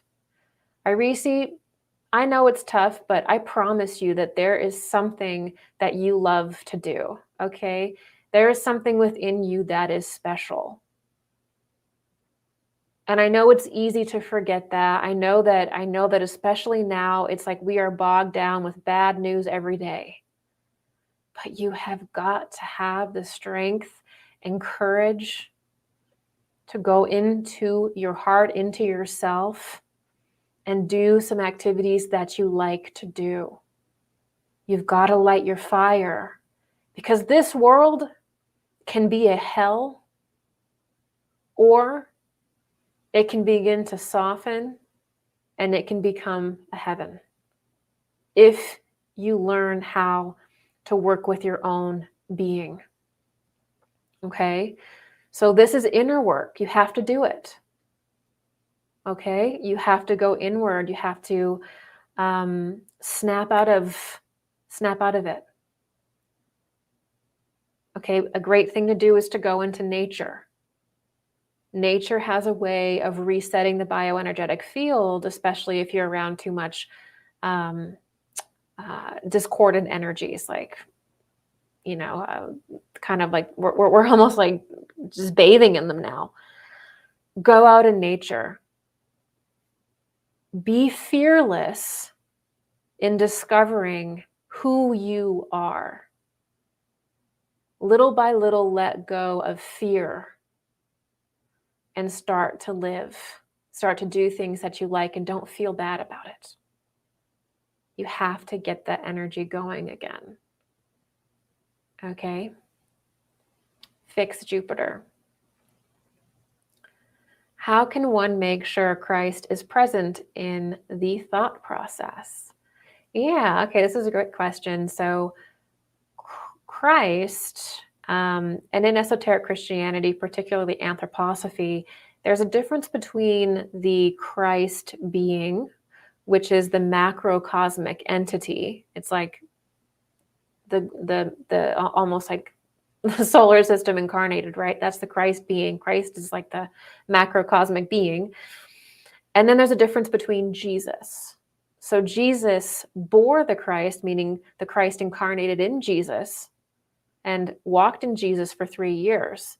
And the crucifixion happened while Christ was bearing Jesus within him, which changed the nature of the world to have the macrocosmic entity enter the micro, enter a human being. That's a ceremonial act on a human level, which is the deepest level possible. And that happened at the halfway point of development on our planet. Very significant.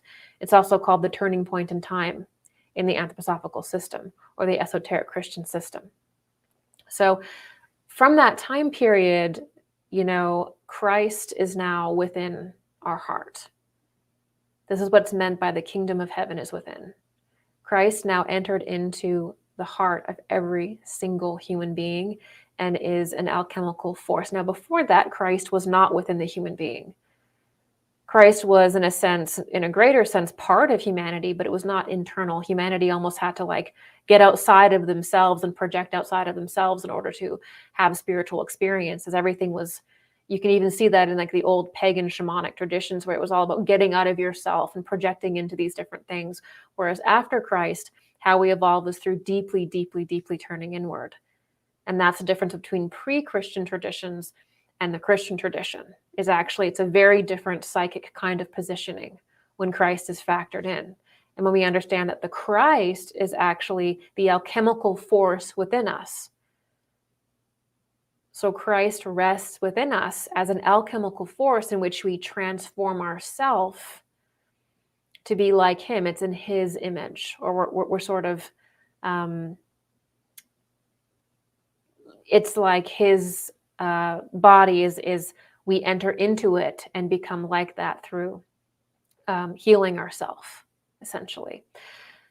So the first thing is you just have to notice that it's there, right? It's so crazy how we as human beings don't even understand how we are made up. We don't understand we don't understand how we operate. And that's the funny thing. I always say this too. It's like you can have the best psychic, the best medium, and they will have no idea how their gifts work.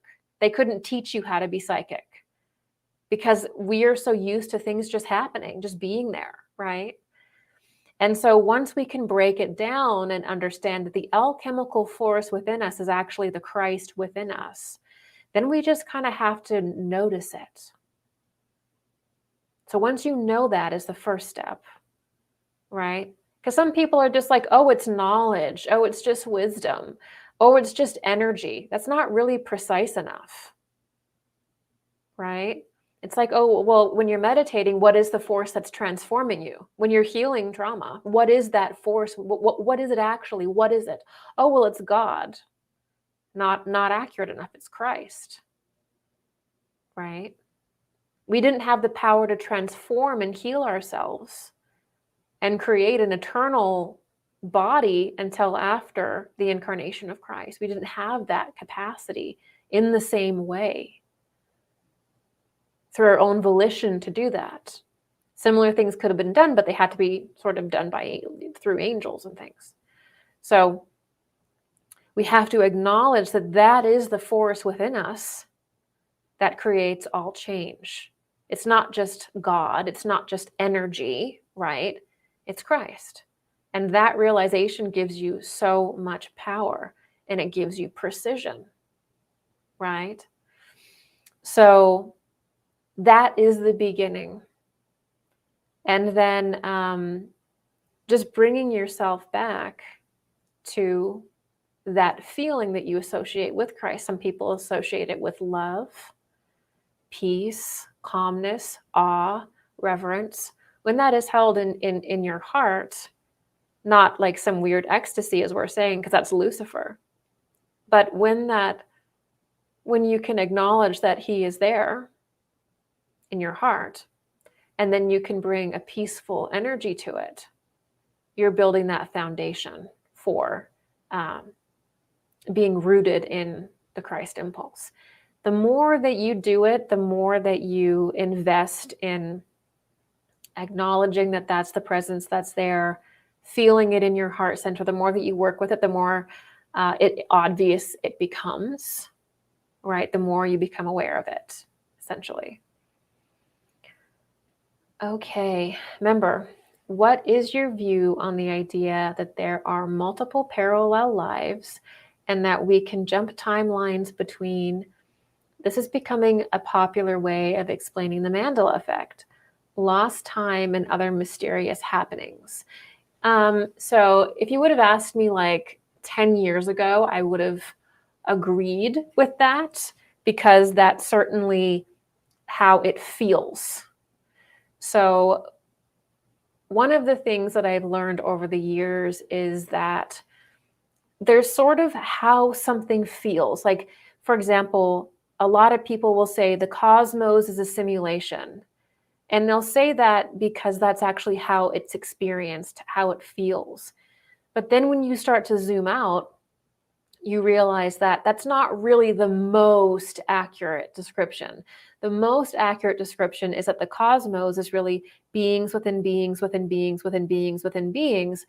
And you have to acknowledge the beingness. Otherwise, you start to get a machine cosmos, which is the danger of our era. Right? So we have to acknowledge the humanness of the cosmos, and that we're beings within beings, within beings, within beings. Okay, so there's always this risk of making things too much like a machine, right? Which is almost kind of like what the timelines thing is. But when you're a psychic and you're tuning in, you can actually see a timeline. So I think that the timeline explanation can work from the perspective of like describing what we are seeing. But what I would say is that I don't really know if I personally agree with like infinite numbers of you actually existing somewhere. I think what we're seeing is like a projection of our own consciousness in the astral world, where we can see that happening as like different potentials. But I wouldn't go as far to say as those actually are existing in the material plane, or existing in a plane in the meaningful way that we are here. I wouldn't give them the same reality as where we are here now, living to the same degree. I think that when we see a timeline, I think we're looking at a potential future being projected in the astral plane or on the etheric plane. And we're seeing things play out as a potential. That's what prophecy is as well. You're seeing things, snippets play out, but it's basically you're projecting you're basically divining, but they're images. It's kind of like how we understand lunar consciousness or the pre-earthly consciousness, which was kind of like a dream. So when we're projecting onto that etheric plane, we're seeing different futures projected there, right? It's not a simulation. That's how our consciousness feels. That's what it feels like is going on. We're projecting that future. And then you can do a reading or whatever. But that's how I would see that.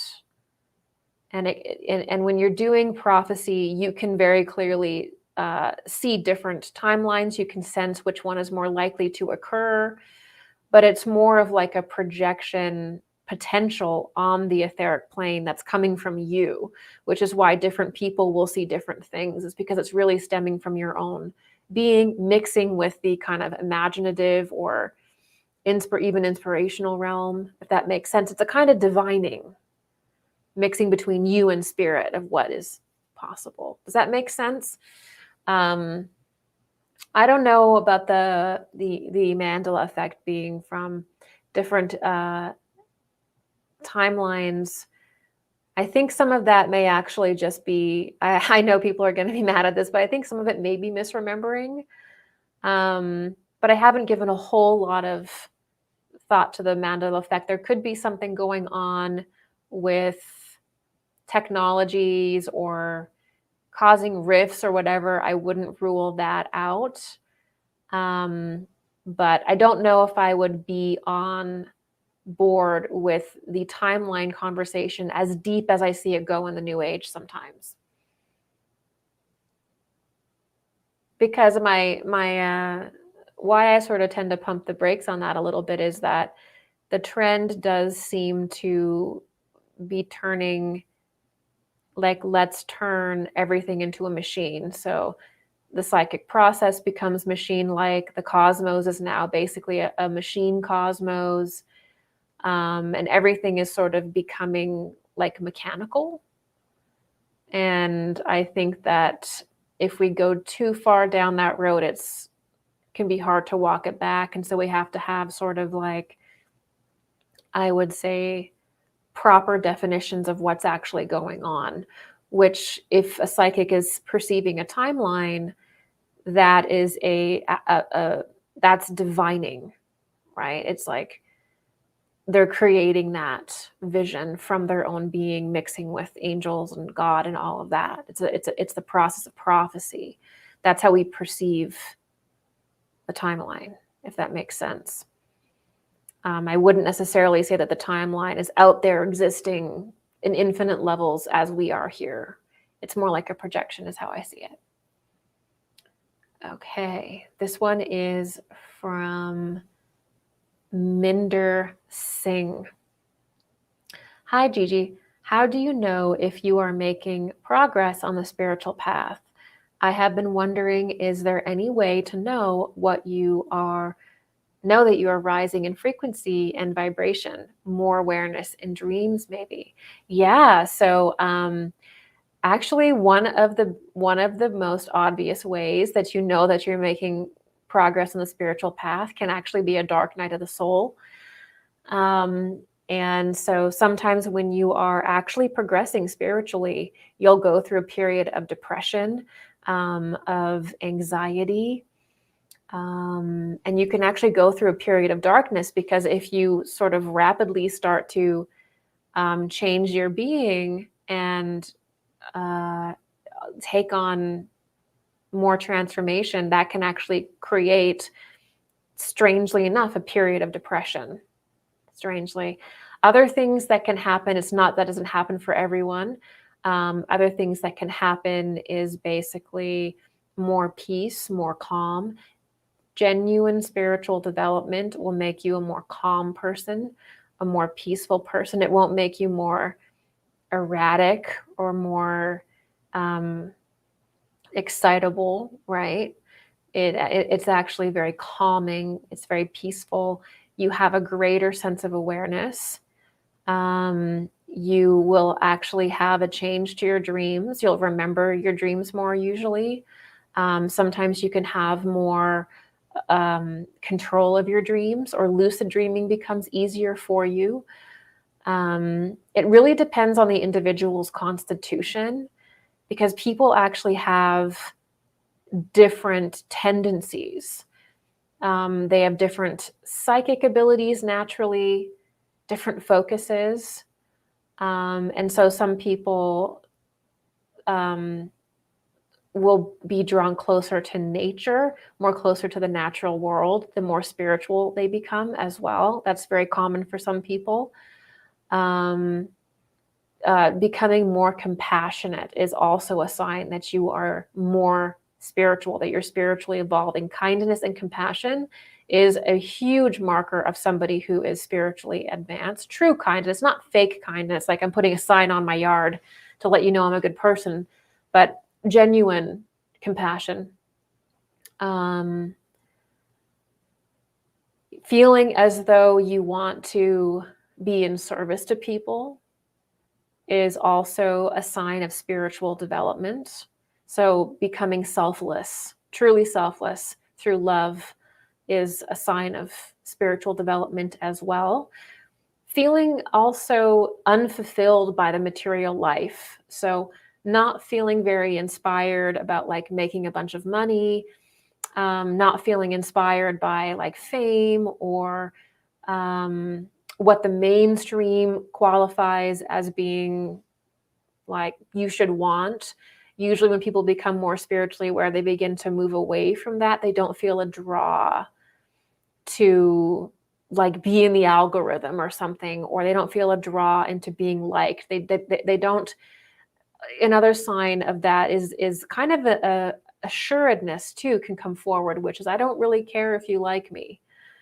I don't need you to like me to operate. That's something else too that shows that there's a certain spiritual development there, a certain confidence deep within the self, that you're not going to the external world or to the world at all for your meaning in life. So that's another sign too.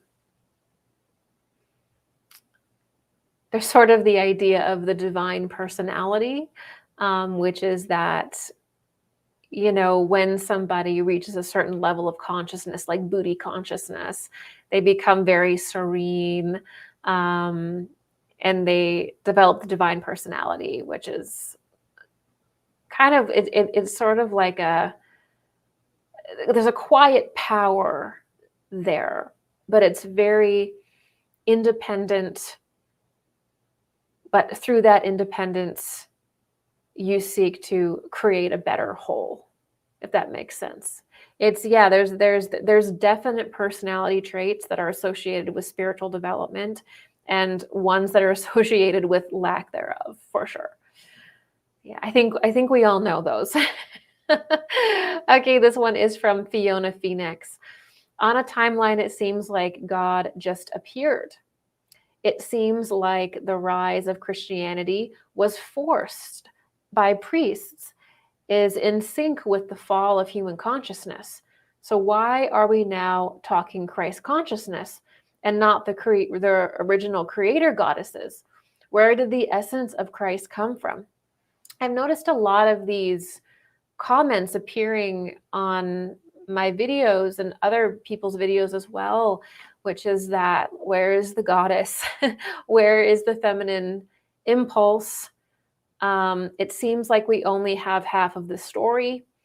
How do we understand the Great Mother, the feminine? What is her exalted story? What is her nature? What is her position compared to Christ and spiritual initiation?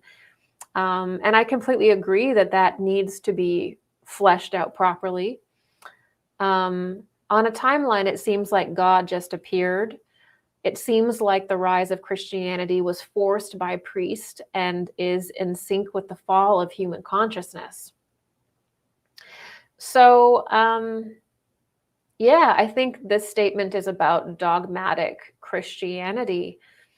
And as I was saying before, there's a difference between the dogmatic versions of any faith, whether it be dogmatic Hinduism, dogmatic Buddhism. There are dogmatic versions of these Eastern traditions that have no knowledge of their esoteric realities. So there's the dogmatic version of a faith or religion, which is reduced and doesn't contain the whole anymore. And then there's the esoteric seed or the esoteric reality in which that religion sprang from, and then usually reduced to a point where it's very little of that sometimes can be left in, or there's many people that will not be able to operate in a heavily dogmatized system.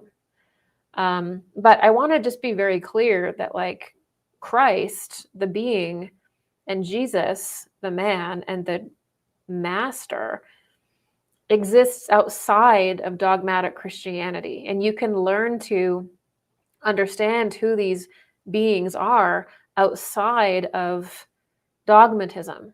You know, Buddha as a being, as a man, exists outside of the dogmatic Buddhist traditions. Okay? They're in his image, right? But they're not encompassing it entirely. The same thing about Krishna. So this is something that we really have to understand, because a lot of people have some weird ideas about Christ and about Jesus. in Christianity, and it's completely based on dogmatic versions of the thing. It's not the esoteric reality. So these are religions are things that people make. Okay, it doesn't mean that there's not value in them. I do think that there's a value in dogmatic religion for certain kinds of people. But when people who are part of dogmatic religion start saying that you can't be another religion, or you can't know Christ in the way that you particularly do, then that's where you're going to have a problem. That's gonna cause problems, and that's what a lot of people dislike, particularly about dogmatic versions of Christianity that have done things that have been behind things like inquisitions and witch trials. But that's not Christ. These are people, often very evil people, just using Christ and Jesus as a mask to do dark things. We really do have to understand the difference there. And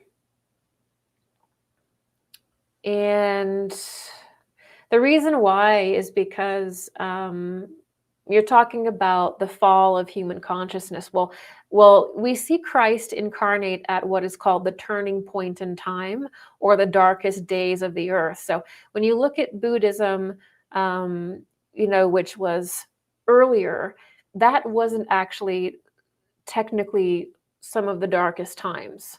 So Buddhism, in a way, is not dealing with the forces that the Christ was dealing with, and that Jesus was dealing with, because we were sinking deeper and deeper and deeper into darkness. So they have a different character because at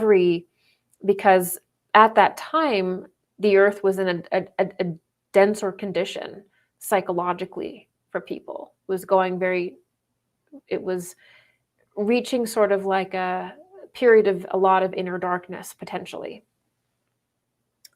So you can't really compare the different religions because they're 4 different periods of humanity.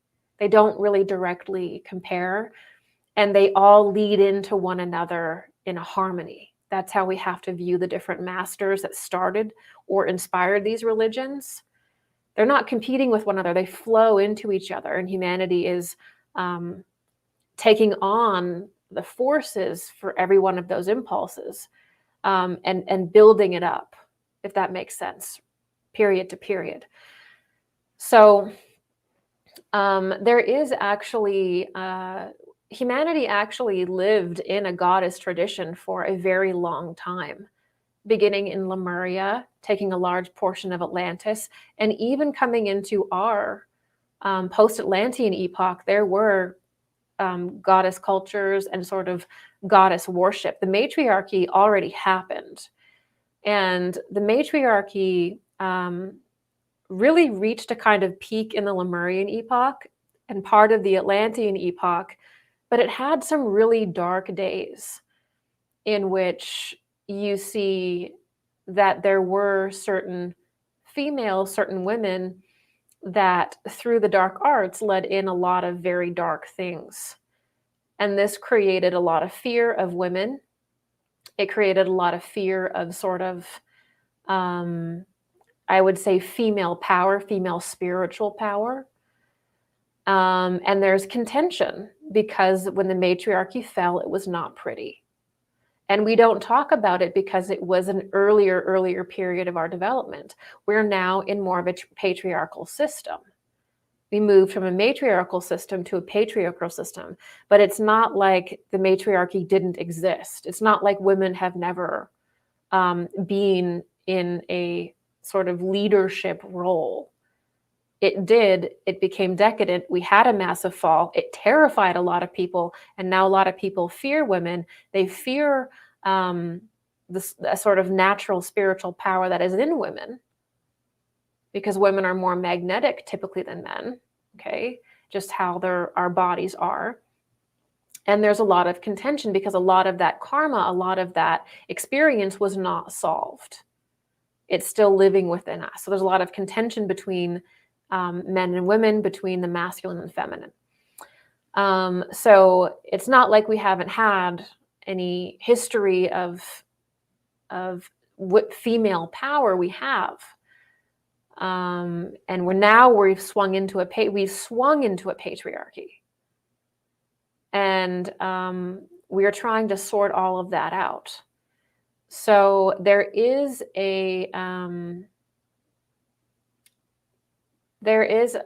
the original creator goddess. So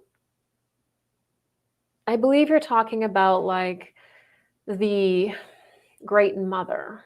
Okay, the Great Mother essentially really enters the scene in the Lemurian epoch.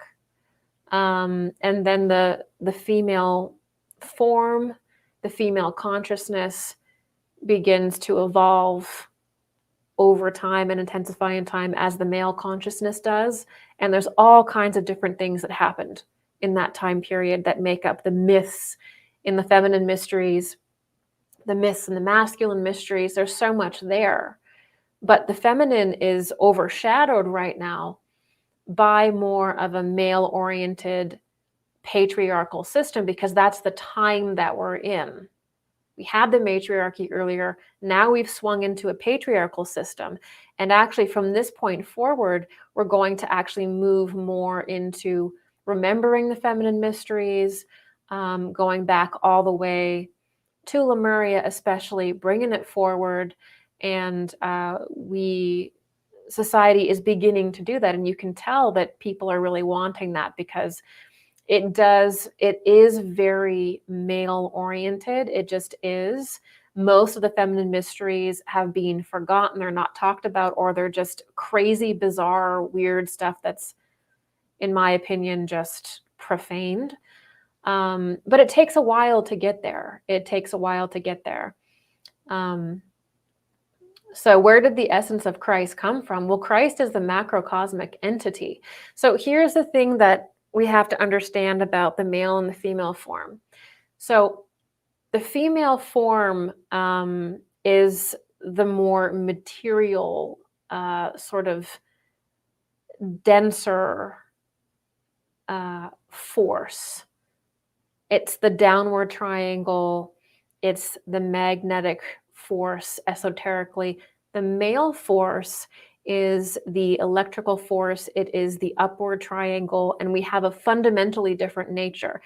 As the human soul evolves, now the human soul is dual. There's a male aspect of your soul and a female aspect of your soul. When you are in a female body, your etheric body is male. It is positively charged. Your female body is negatively charged. Your etheric body is positively charged. And it's that sparking connection that allows for spiritual energies to take place in a circuit. Okay? The male form is positively charged, and the etheric body is negatively charged. So we are arranged in opposite but complementary ways. There's nothing that you can do to your body that's going to stop from that polarity position from changing.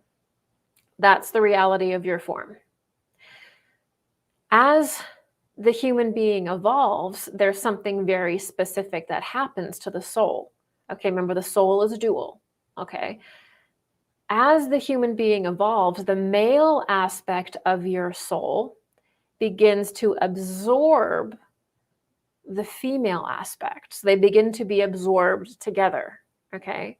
And eventually, over time, there will just be your male aspect left. So this is why, Manly P. Hall spoke about this in his Rebirth series.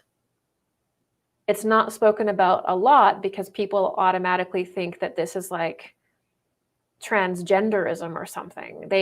People get really materialistic about the androgyny aspect. It's not physical. It's when you get to like this certain point, the male aspect basically and the female aspect come together, and what's left is the male aspect.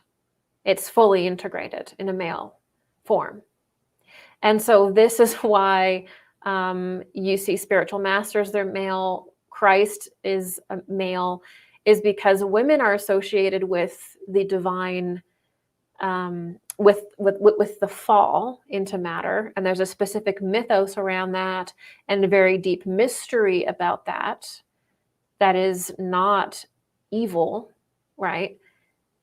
She is associated with the descent into matter, okay? And then the male is the ascent out of matter. So that is the esoteric kind of makeup as I understand it. So that's why you see the angels are often portrayed as male, not always, but there's that at that level. But remember that, like, you have both of those polarities in you. You've lived lives as male, you've lived lives as female. So it's you don't want to over-identify. But this is honestly, there is a lack of understanding of the feminine. I completely agree with you, especially in the Christ stream. But that was because it's so important that we understand the Christ who came and entered into a male form and why. But we are going to be moving more and more into understanding and reviving that female aspect, because it is just so left behind. And we actually can't truly understand the Christ. We can't truly understand initiation unless we include the deepest mysteries of women, the female mysteries. And quite frankly, I just don't think a lot of people are going to be able to enter into the Christ stream until that is fully understood, right? Gabriel, I'm learning a lot of 3D and 5D thinking and all this vibration stuff. If you have 5D consciousness or Christ consciousness and do your best to stay in that frame of mind with meditation, do you mean whatever the people who have Ahriman impulse do won't affect you, like wars and COVID and stuff? So can being in a higher state of being give you some kind of immunity to negative forces or even disease? Yes, I do think that if you can reach, it's not really like about being high vibrational so much as it's being, I guess you could say that, but it's more like if you can reach a place of deep harmony and be on that spiritual path, then you do have a certain kind of immunity to, like, spiritually dark forces, right? Like if you can generate love in your heart, if you can be positive, if you can train yourself to sort of not be in fear as much, if you have a strong meditation practice where you're becoming aware of your thoughts and your feelings and you're healing yourself, all of that good stuff, you will absolutely develop an immunity so that all kinds of things are able to pass through you. Because our etheric body is basically like a spiritual body that is surrounding us. It's half in the spiritual world and kind of half in the physical world. And if there's ever any kind of disease or vulnerability, it will actually appear in the etheric body. And so if you have a clairvoyant or someone who's sensitive and they can see your etheric body, they can actually see whether there's like a disease there, or if it's damaged, and there could be an attachment that's forms there spiritually. So you can really see a lot of what's going on by the condition of the etheric body and what is being pushed on it by the astral body, which is the more spiritual, truly spiritual body that we have. And so if you are thinking good thoughts, right, like not to the point of, again, spiritual bypassing, but if you're actually spiritually developing yourself, that's going to create what is called catharsis in the astral body, so that what it's pushing into the etheric body is going to be much more pure, much better. That's going to strengthen the etheric body. So the astral body basically is is if you can purify that with right living and a good spiritual life, the astral body becomes purified.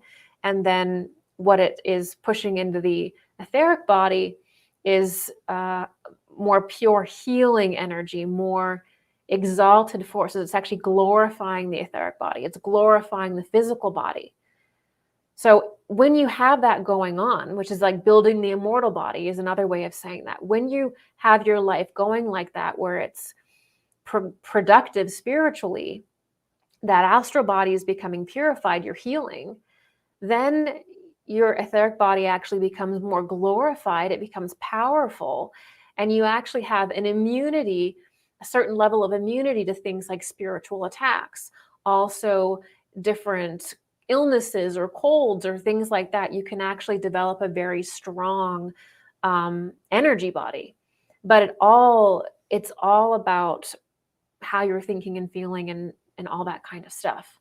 But like, I mean, there's a very high level of initiation where you can, not be affected by certain things. But most of us have to be careful in how we live our life. And you're not going to like be able to totally damage your body and then mind over matter it in a weekend. So we have to be very real about how long it takes and what it takes to build up our etheric body to the point where it becomes this powerful, immortal shield that we have.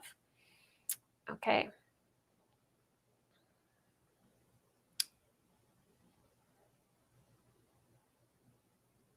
All right, this one is from Beatrix. Hello, Gigi. Regarding the future role of humanity in redeeming the elements, how could a person do that in the day-to-day without having knowledge of spiritual processes behind it? Okay, so yeah, I like this question because so far we've been talking about sort of how the cosmos is organized. And if we really want to understand the cosmos, we have to see it as being beings within beings within beings within beings. So we have the human being, which consists of the natural world, and we are within the angelic kingdom, which is within the archangelic kingdom, which is in the archi kingdom, and so on and so forth within the spiritual hierarchies. And each one of those is like its own plane of existence and its own consciousness. That's the cosmos. So we're in the natural world, and the spiritual hierarchies, the angels, the archangels, and the archi, and even higher, those are the supernatural world. And the natural world is technically within the supernatural world, which is really a world of beings. And the body of these beings, these angels, makes up that plane. So when we pass into the moon plane, right, upon death, we're actually passing into the bodies of moon beings. Okay, I know that's very weird, but that's actually how the cosmos is sort of organized. It's through beingness. It's through states of consciousness and beings, right? Not just planes.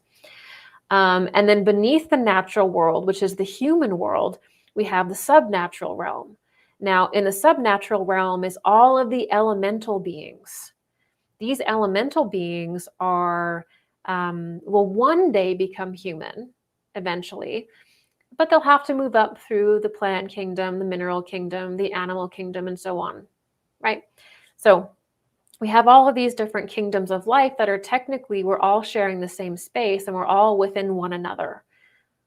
And what separates us is different conditions of life and form and consciousness, but we're all living within one another within a very organized way, actually.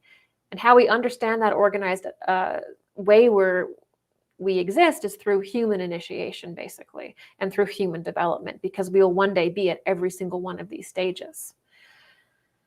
So this is what Beatrix means by redeeming sort of the elementals, these lower consciousnesses that are within us.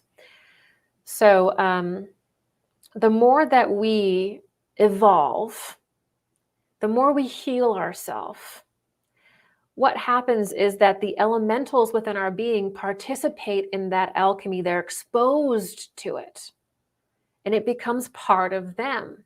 So when we heal a wound from our past, the elementals within our being are exposed to that spark of light, that Christ essence inside of us. They're exposed to that through us. And they now have that within them. So we are almost like a Christ being for these elementals in a sense, because we have this power to transform them as Christ did for us. Now, in our plane in the natural world, we had to have that macrocosmic entity basically give that impulse to us. So how humanity evolves is the same way that elementals evolve, which is beings from the higher levels of reality give us organs and impulses as part of their evolution. Does that make sense? And these things can be properly tracked through the human evolutionary epoch, period to period. But the same process in which we receive the impulse from Christ in that sense is the same way that we pass it on to the elemental beings within us. So whenever we go through a transformation, a death and rebirth, we give that impulse to the elemental beings within us. And we transform a little bit of the mineral kingdom, a little bit at a time, a little bit at a time, a little bit at a time. And so we are actually liberating elementals and helping them on their way by the inner work that we do. Just like how when the angels achieve something, that too gets passed down to us in a certain way to integrate and be creative with. So we live in, and this is why I'm so strict on not calling it a simulation and not viewing it as a machine, because it has to be human, has to be angel, has to be elemental. We have to have that structure because the role of transformation and transubstantiation interconnects all of us, and that's how we understand how we evolve. So we can't just view everything as an empty machine. We have to see it as a process of transubstantiation and sharing of energies between beings, right? And there are beings within us, elemental beings within us, and lower kingdoms of life that are within us, just as we are within higher kingdoms of life ourselves. Okay.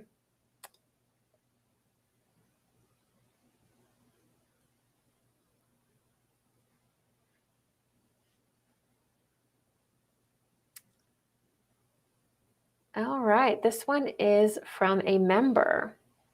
Will you please compare and contrast the masculine and holy feminine trinities, the Father, Christ, and Holy Spirit, and Mother, Sophia, Holy Soul?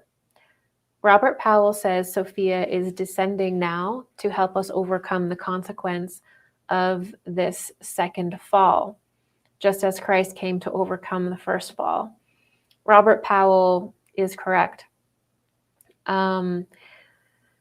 So I'm not familiar with the matching of the trinities he's done here. I'm going to have to read his work so that I can be in the right position to answer this. I don't want to like misunderstand what he is meaning here. But typically in the Western esoteric system, there's the idea that the first part of human development belongs to the Father. The second half of human development belongs to the Son, to Christ. The third half of development belongs to the Holy Spirit or Sophia. And so now we're actually entering into the return of Sophia, the return of the goddess, but not the goddess in the sense of the whore of Babylon and the fallen feminine, because it's like when people start to bring up the goddess and the feminine mysteries, there's a part of me that gets so excited because it's actually my favorite thing. But there's also a part of me that gets sort of frustrated because there is this belief that in order to sort of understand the feminine mysteries, to understand Sophia, to understand Persephone, Mary, all those feminine sort of archetypes that we have to return to when it was a matriarchy, and we have to kind of go backwards into the lunar period, and we have to take that lunar consciousness female archetype and we have to bring it into this period, and that's the revival. And I see it all the time, and it's not. When Sophia returns, she's the Christed virgin. That's who she is. So this is why in esoteric Christianity, you see this direct contrast between the virgin and the mother and the whore, is because in the early matriarchal society, it was a different way of being. And there was all kinds of initiation rites that were done between men and women through sex, through the lower centers. And that had a high period, right?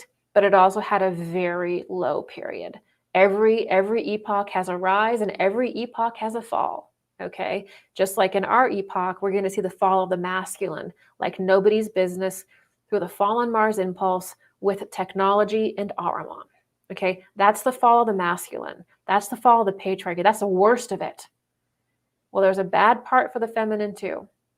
And so I see people looking and saying like, well, I don't really see like Mary, like, I don't really get that. That doesn't really seem elaborate enough. It's not there enough, not as much as it is with the disciples, and the masculine is so well fleshed out, especially in esoteric Christianity. I don't really see the feminine in there. So I'm just going to go back and I'm going to dive into the old matriarchal society. We're going to bring that forward, and that'll be the revival. No. That is the whore of Babylon. That is the fallen feminine. That is the Lilith impulse.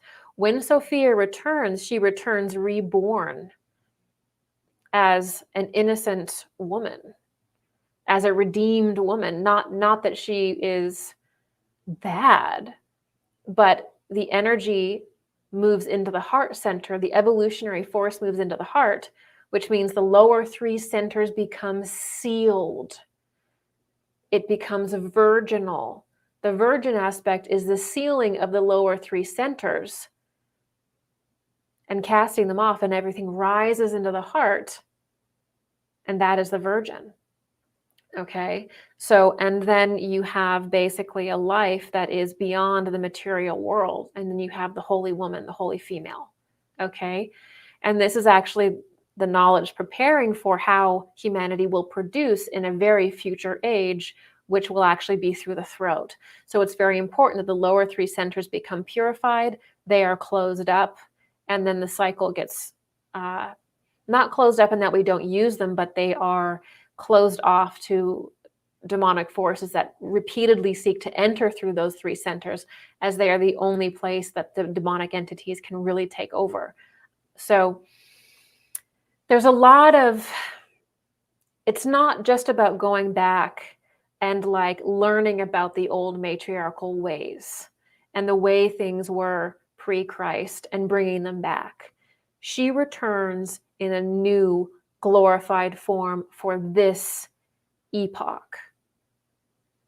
Okay, so that's what we have to understand.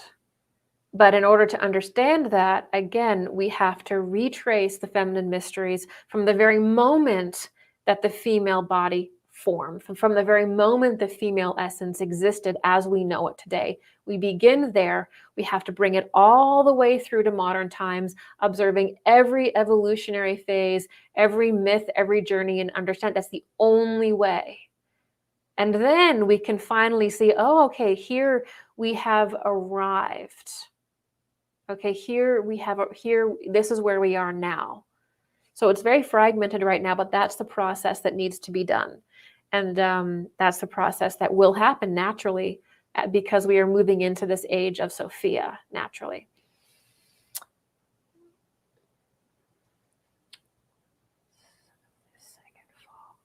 Yeah. So this fall that we are in now, so the first fall, as I said, is, if I don't want to like put the I don't want to like summarize lovely Robert Powell in the wrong way. I can just speak for my own self. I don't want to put words in Powell's mouth or anything like that. But I do see that there was a first fall. We see that in the Garden of Eden. I'm not sure if that's what he's talking about. And that was kind of a that was kind of like the first fall, which was during kind of happened through the feminine impulse. But the second fall is through the male impulse, which is through the fallen Mars impulse in my work, which is hyper technological developments at the expense of the soul. It's Ahriman, and that is the fall of humanity through the male impulse. So earlier we had a fall through the feminine impulse, the fall of humanity through Eve. Okay, now we're having a fall again, which is going to be through Ahriman. And it is a descent because Ahriman is a materializing force. But how humanity falls through the male aspect is through technology and creating this hyper-technological age and forcing people into that rather than spirit. So fall through Lucifer in the Garden of Eden, fall through Ahriman now. That's how I personally see that. And Sophia, obviously, if we're falling now through the male impulse, which in my work I call the Mars impulse, the fallen Mars impulse, then yeah, you're going to need a feminine polarity. You're going to need a return of the feminine mysteries and a proper understanding of them to counteract the Mars forces. You can't do it without it. And this is why you repeatedly see people who are trapped in that fallen Mars impulse, the Ahrimanic impulse, the fallen male impulse. And they're like, well, let's just grow some babies in an incubator. Let's have the baby backpack. That was the weirdest one, where this totally bizarre looking person was, they basically looked like a gray alien or something. I can't even remember, honestly. They're like, well, I could just like have a womb as my backpack. I could just walk around with it. And it's like, we don't need women. We can just grow these babies in laboratories, and we can just do total eugenics, genetic modification, playing God, right? They want to, when the male impulse, the Mars impulse gets out of control, it tries to remove women from society. All that stuff about like women's sports, and now these men are like wearing a bathing suit and they're like, I'm a woman too, and hitting women in women's boxing. This is the Mars impulse out of control that seeks to replace women or destroy women, take over the reproductive process to the point that they want to have genetics and labs where this is the worst of it, right? So the only way that we can combat that, which is the height of the transhumanistic nightmare, really, is destroying women and using, I think, hardcore, probably dogmatic Christianity or something to justify it, like all women are weak or something like that. And that's the darkest hour, really. So in order to counteract that, what we need is a true understanding of the feminine. That's what can balance that out of place male impulse, Mars impulse. Not all men are like this, by the way, obviously, but it's an impulse that possesses people. It possesses them towards technology. It possesses them towards Mars. It possesses them even towards like things like aliens, and everything becomes externalized and materialized and profaned and literalist. That's Ahriman. That's Ahriman's influence, right? That's 8th sphere stuff. So yes, I would completely agree. Long story short, the Sophia force is coming in. It is descending to help us overcome the consequences of this second fall, which I would attribute to the fallen Mars impulse, to transhumanism, to Ahriman. And there will be a certain kind of liberation through this, as Christ did with providing the impulse to overcome the last one. So really, really deep, really deep esoteric stuff. And I really think that like humanity will go through this sort of second fall, as Powell is saying, and they won't even probably realize it's happening until long after. But yeah, we're in it. And when people start commenting like, where is the goddess in all of this? And where is the feminine teachings? And I completely agree with you. But I just want to reiterate that we're not doing the feminine mysteries if we're going back into like old stuff and trying to bring it forward. No, it's transformed. It's actually a new mystery because humanity has transformed so much from that time period. We have different organs. We're a much more sophisticated spirit now, humanity. We're much more sophisticated beings now than we were then. So how the mysteries are going to be now with this new descent of Sophia, of Mary, is not the same as they were before. So we can talk about that, but it's not the same thing. And I just want to be very clear with that because I see so many people in esoterica thinking the farther I go back, the more accurate it will be because we become more and more impure. That's not the case. The farther you go back, the more of a different consciousness humanity is actually in, to the point where if you go back far enough, we're not even really physical in the same way. So you have to have the right teaching for the right time, the right understanding for the right time. You can't just think that you're going to go as far back as possible and get something more accurate and true. You have to factor in that consciousness shifts, that consciousness changes, even in hundreds of years. That can only be done really in the moment, right? We have to factor that in. Okay. Remember, based on the Western doctrine, do you believe that Christ died on the cross for our sins? That Jesus died on the cross for our sins? So this is a whole, the teaching about Jesus, the teaching about the Christ, this is an entire esoteric topic. Like you could lecture for years on the topic of Jesus. You could lecture for years on the topic of crucifixion. And you would just be scratching the surface. So there was an individual named Jesus, right? There is a Jesus. If you want to get specific in the anthroposophical system, there were actually two, and you can eke that out by actually reading the Bible and seeing that there's different birth locations and things like that, but that's a different story.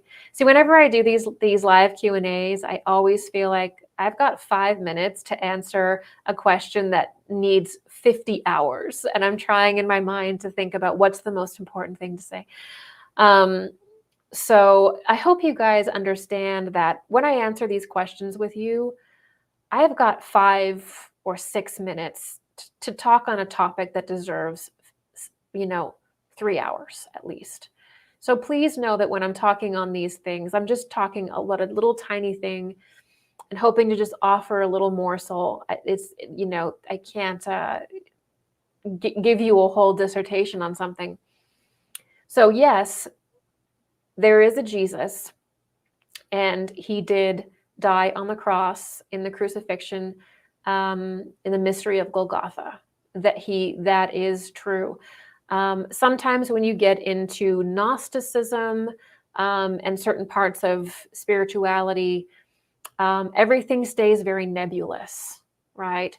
So, you'll have people say that because there were different figures like Horus that was a Christ figure, or a sun king, or Mithras, or these different figures that were solar deities like Apollo, that therefore Jesus's life is just a symbol, right? It didn't actually happen.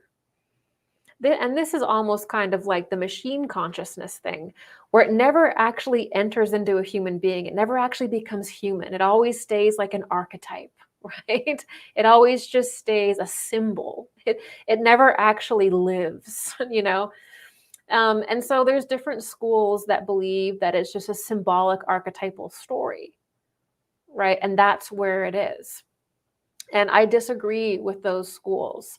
We do have, at certain periods of earthly development, the incarnation of great beings, okay? Krishna was a great being. You would call him, you know, in dogmatic Christianity, you might call him a saint, right? You know, in the New Age, you'd say spiritual master. There are human beings who are great initiates. And these human beings that are great initiates can take on tasks for the earth, meaning that they can bear within them certain higher angelic beings. And through bearing within them certain higher angelic beings can actually change the substrate of the earth. Because once an angelic being can enter into a human being, it enters into the whole earth because everything is connected. And you combine that with certain cosmological ages and times, and you get real powerful ritual eras and ritual times in which things are done. So what the difference between myself and like someone who wants to keep Jesus and Christ to be some nebulous archetype is the reality that there is something called initiation science, which means that every human being is on a path of initiation. And these initiations used to make up the degrees of different mystery schools. And you can get to a point where you are a human being like Jesus, where you get to such an exalted level that you perform tasks for humanity, right? And there's been other initiates that have also done phenomenal, some we know, some we don't, that have done incredible things for humanity, because that's part of human spiritual initiation. Everything just doesn't stay archetypal. It actually enters into the human being and lives out. So that would be the difference between like myself and some Gnostics, is that I don't see a way to actually understand human evolution and spiritual evolution unless you understand initiation science. Why are we reading? Why are we looking for the knowledge? We have to understand that the human being is raised over time through spiritual life, through dedication to spiritual living, and can contain greater and greater and greater forces and can do incredible tasks in the cosmos, right? It's sort of like, that's the key understanding. And if you can't acknowledge that there are spiritual masters that exist, like Jesus, then on some subconscious level, you're not acknowledging that you could perhaps one day be like that. So there is a stopping of your own realization when we can't acknowledge the initiation science, which is the science of how the human being evolves in the cosmos and how we are designed to, for example, a good example of this in anthroposophy, which I feel is a great resource for this, is the process of, once humanity gets to a certain point, it begins to, as I was saying, glorify the astral body through catharsis, through healing, purify the astral body, right? This is called spirit self. Then once that happens, then the etheric body is glorified. This is the resurrection body. This is called life spirit. And then once we go through that period, we go into what the Indians called Atman or Spiritman, which is where our whole physical body basically is dissolved into spirit and we evolve out of this plane entirely. So ascension, right, or spiritualization has a scientific process. Of course it does, which we can track through the glorification of our spiritual bodies one by one by one, okay? And we can also track that with different levels of initiation, which we can obtain. Spiritual mastership is Buddha consciousness. You can become a Buddha. You can be a bodhisattva. That's a level of initiation. At the very top, you can be a Christ bearer.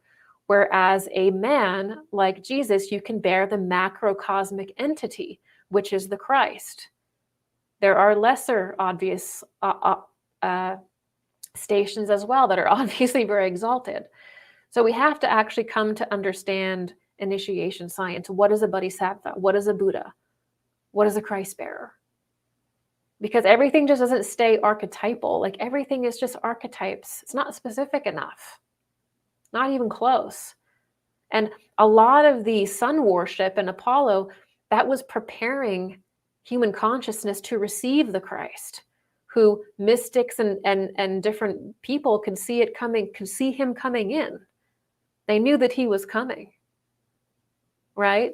So that's the difference between esoteric Christians or anthroposophists and like some Gnostic sects and different esoteric sects that don't incorporate initiation science. They're not incorporating, okay, well, how exactly does a human being evolve and become initiated? What are the stages? What is a Buddha? What is a bodhisattva? How can a human being possibly bear the Christ? So this is also the secret, the mystery of the crucifixion, of resurrection. That is a deep mystery. That's an initiation rite for humanity and for Jesus. All of these are things that we need to very deeply understand, not because like Jesus wants to get our energy or something, or like the man wants to get our energy. It's literally because the process exists within us. And by knowing that, the spiritual hierarchies, the masters, these great initiates that have contributed to our being, through that we understand ourselves, because we have certain capacities because of them. And maybe one day we can become exalted enough to do that on behalf of a world. Maybe one day we can become exalted enough to perform such a feat or an act for others. The same process in a sense that we are doing for the elementals inside of us. Okay? So again, a lot of this is just understanding initiation. How the human being evolves exactly. How does the astral body transform? Exactly. How does the etheric body transform? Exactly. How does the physical body transform? Exactly. What is a Buddha? These are the things that are important for us to know, to take things out of like, oh, it's just God, or oh, it's just an archetype. That's just psychology. That's just the mental plane. You got to bring it into the real spiritual work, the real spiritual stuff. Then we'll be so much better equipped and we'll understand so much more. Okay.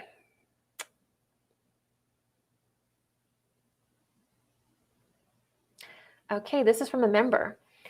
Any concern about alleged suspect translations of Rudolf Steiner's writings that have surfaced last 100 years?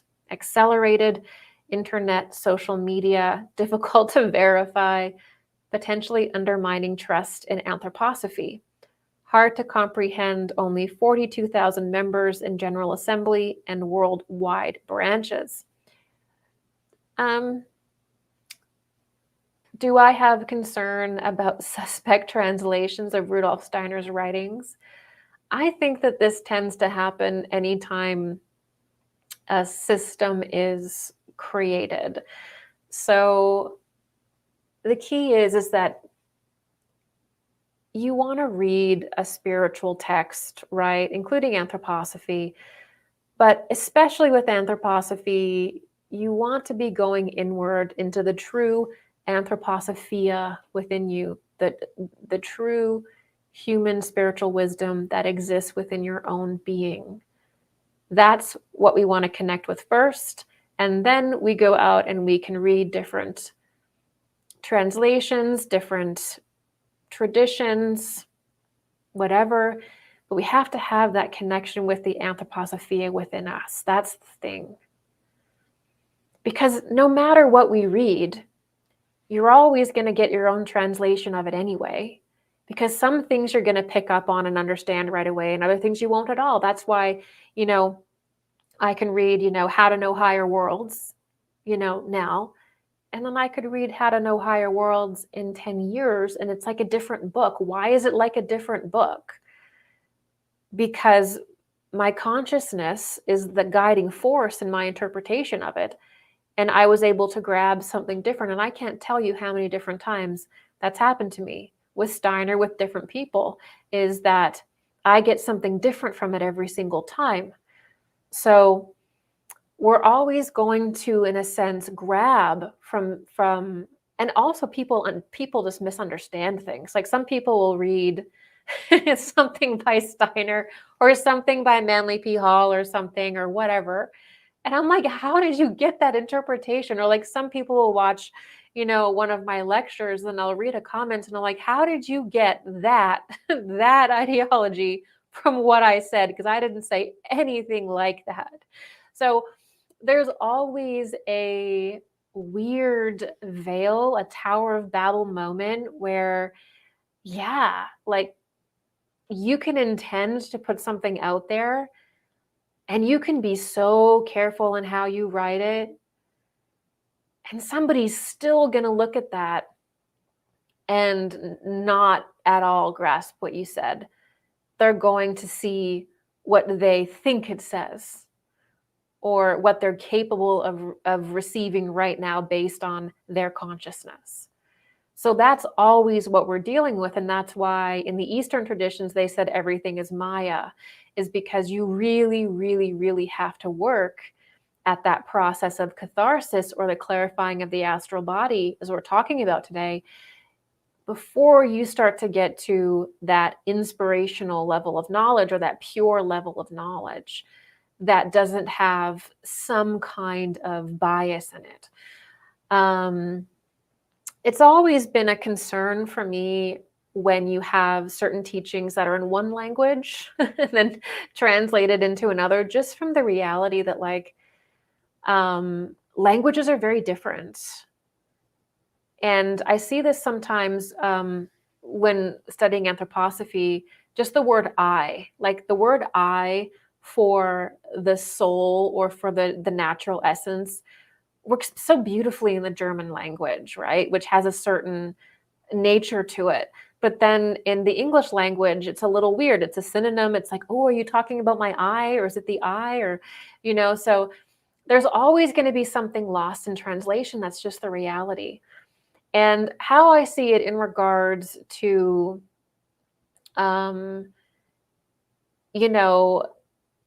people like the vaccine thing. I saw some kind of weird translations of some of his things floating around, but they were pretty close, actually. They may not have been exact, but I think that they were kind of close.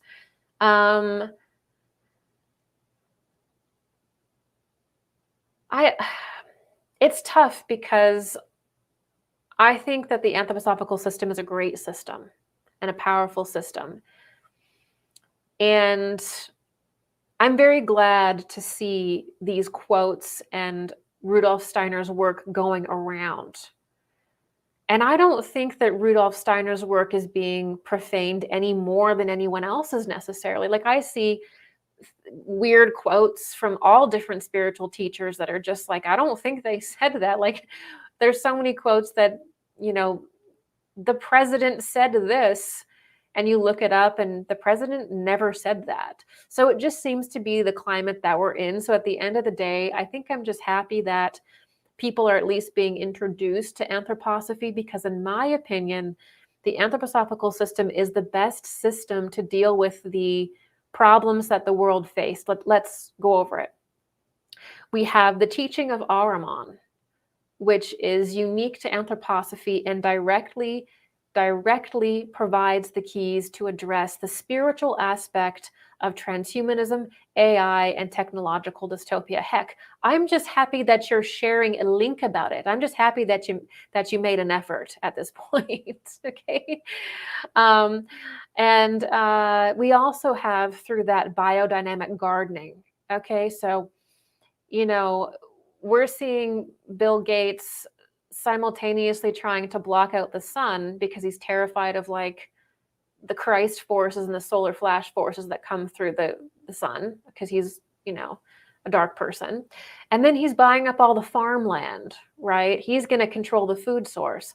Well, we also have biodynamic gardening and agriculture that was brought through Steiner that people have been implementing successfully for decades now. That is an answer to that. That's a natural solution to all of this synthetic stuff that's becoming more dangerous by the day. Okay, so again, first of all, we have the esoteric system that anthroposophy provides, which gives us a direct esoteric understanding to confront transhumanism, AI, and a lot of the dystopian elements that other systems, quite frankly, did not really prepare humanity for in the same way. Not with the detail that anthroposophy does, in my opinion. The delineation between Lucifer and Ahriman is very important to understand the second fall, as Powell was saying. So then we get the biodynamic gardening and agriculture, incredibly important in a world where soil is depleting, where we're relying more and more on these weirdos that want to like genetically modify, like every single raspberry in existence now needs to be genetically modified, and every piece of like farmland needs to be owned. Well, Steiner saw that, and he deserves the credit for that. And so that's a great system. Waldorf education, as much as it's being profaned now, that is a system of education for young people that acknowledges the soul. It acknowledges when the etheric body is developed and comes online. It develops the spiritual, psychological connection in childhood development. Okay, that's important because what's happening to our school system now? We're seeing kids basically just being trained into all kinds of bizarre ideas. They're more anxious than ever. It's awful for a lot of people who can't even afford to homeschool, have no choice. So we also have a good foundation with the Steiner schools. Like them or not, that took incredible visionary power. And it's a foundation that we have that we can begin to lean on, all the way from the most esoteric to literally the earth and growing food. So I would obviously like to see things taught properly, but to be completely honest, like I see like little different arguments even between anthroposophists about like, did you say this correctly? I don't like this. This is the wrong take. So I mean, we're always going to have mistranslations, and I honestly think that Steiner expected that. I think anthroposophy is a gift, biodynamic gardening is a gift. Everything that he did, he gave to humanity selflessly so that we may build something better. And I would say, yeah, I'll just leave it there. I don't want to nitpick too much because I also think that, especially when it comes to understanding it, it can take a while. So I want to be patient with people who may not understand everything in anthroposophy. I think we need to be very welcoming to that. I think we need to encourage conversation. I think having open discussions about the lessons in anthroposophy, I think that's very good. Yeah, so that's what I would say there. The only time I would have like a really like dislike something is if it's really something that he didn't say and it's taking on a different character. So sometimes people will misquote something or whatever, but they're not trying to change the character of Rudolf Steiner. They're not trying to change the character of anthroposophy into something it's not. But then, like, if I see things that obviously start to change the character of Steiner into something that he's not, then that's where I would have a problem with that. And anybody should have a problem with that because it's not fair to misrepresent people. So that's what I would say. All right, looks like we've got a couple more. I got 2 more questions here, it looks like. Don't forget, you guys, that I do this every second Sunday on my private platform. I just take your questions. We have a blast over there. I also have forums where you can continue this conversation with other mystics, and it's a fantastic place to be, especially when there's all these weird current events going on and you want to get into the esoteric underpinnings of them. So do check that out. That also helps support my work here. The links for that should be in the chat. And we're going to do 2 more questions, and then we're going to call it a day. This is a member question. How does it affect you energetically if a person is obsessed with you and has a lot of fantasies and delusions about you? Is there a way to shield yourself from those projections? Well, there's something in, spiritual teachings that is called a psychic attack. And what happens is that even though we're all physically separate, we have different physical bodies, the more higher we go into our spiritual being, the more we're actually interconnected with one another. And so when somebody thinks about you, you can actually potentially feel it. You know how earlier we were talking about how if you go through the process of purification and spiritual development, you can kind of glorify your spiritual bodies. If your spiritual bodies are glorified, then that creates like an immunity to this kind of stuff, right? So there is that thing, like you can have an immunity to some things, and then other things that you're not really very healed on, you can be susceptible to. So it's kind of weird how you can be sent negative energy in one way and it doesn't affect you, and then something else really can. And that has to do with your own energetic system, your own astral body, and what you have purified in your astral body or within yourself, really. That's going to tell you why some things are hurting for you and other things don't. Is that we're always at a level of overcoming, where some things we've overcome, we've purified within ourselves, that gets reflected in the astral body, right? And then there's an immunity there, energetically, at least to some degree. And then what we're still working on, that can be where things attach, that can be where attacks set in. And so in a way, even spiritual attacks or psychic attacks are telling you about something going on within yourself. So you always want to pay a lot of attention to what you experience when you feel like someone is sending you negative thoughts or negative thought energy or a psychic attack. Because really we're most susceptible to attack through certain wounds that we have, basically. So what happens is that if somebody is sending you, like, I guess you're talking here about like different fantasies and things. What happens there is if somebody is really thinking about you all the time or obsessing about you, if you're very sensitive, it can feel as though that person is trying to place themselves inside of your being.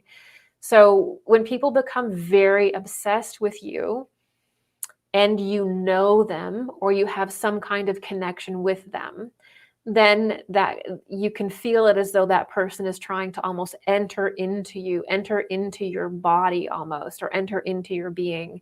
Now, if somebody doesn't know you, they've never met you, you've never had a connection with them, then it will actually be more difficult for that person to have an effect on you. Otherwise, like celebrities would just be like, they'd never get out of bed in the morning because the people that are obsessed with them, their energy would just completely overwhelm them. So we're most affected in that way by people that we've met, by people that we know, or someone that has some kind of connection to us, right? Or they'd have to, like in magic, they'd have to have like in the sense of like, I don't even want to get into like dark magic, but they'd have to have like a piece of your hair or something. They'd have to have a piece of something that is you, technically, to affect you. So you have to have some kind of connection to actually really, really be affected by someone's thoughts or energy that they're sending to you. So if someone you know is obsessing about you, you've met them, you know who they are, you've spent time with them, that can have more of an effect on you. And it will be as though they're trying to like enter into your body. And you may even like feel them there, because that obsession is like they're trying to draw themselves into you, and you'll feel that, and that can feel very disturbing, right? And then if you don't really know them, then they may not be able to have that effect on you, or they don't have like a piece of your you know a piece of your hair or something. It's funny. I used to hear about Aleister Crowley. He became so paranoid about people sending him negative energy and cursing him that he used to take all of his toenail clippings and all of his hair clippings and like dispose of them, because he became so paranoid that people would do that to him.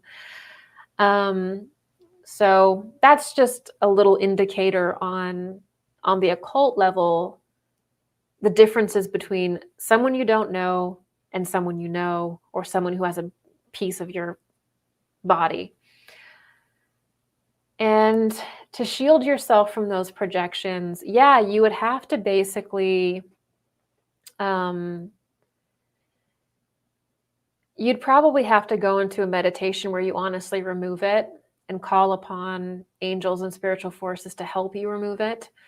And then you're going to have to not think about those people as well. The more you think about them, the more energized that becomes, the more close you guys become, actually. So you'd have to remove it through different psychic spiritual means. You'd have to remove that person from like embedding, like a tick in your energy almost. And then you'd have to try as much as you can to not think about it and purify yourself of that influence. And usually once you can do that, stay away from them. And you don't want to reinvigorate that channel, I would say. But there's different kinds of spiritual processes, I would say, like for cord cutting and stuff like that. That's the same thing. Just look into that.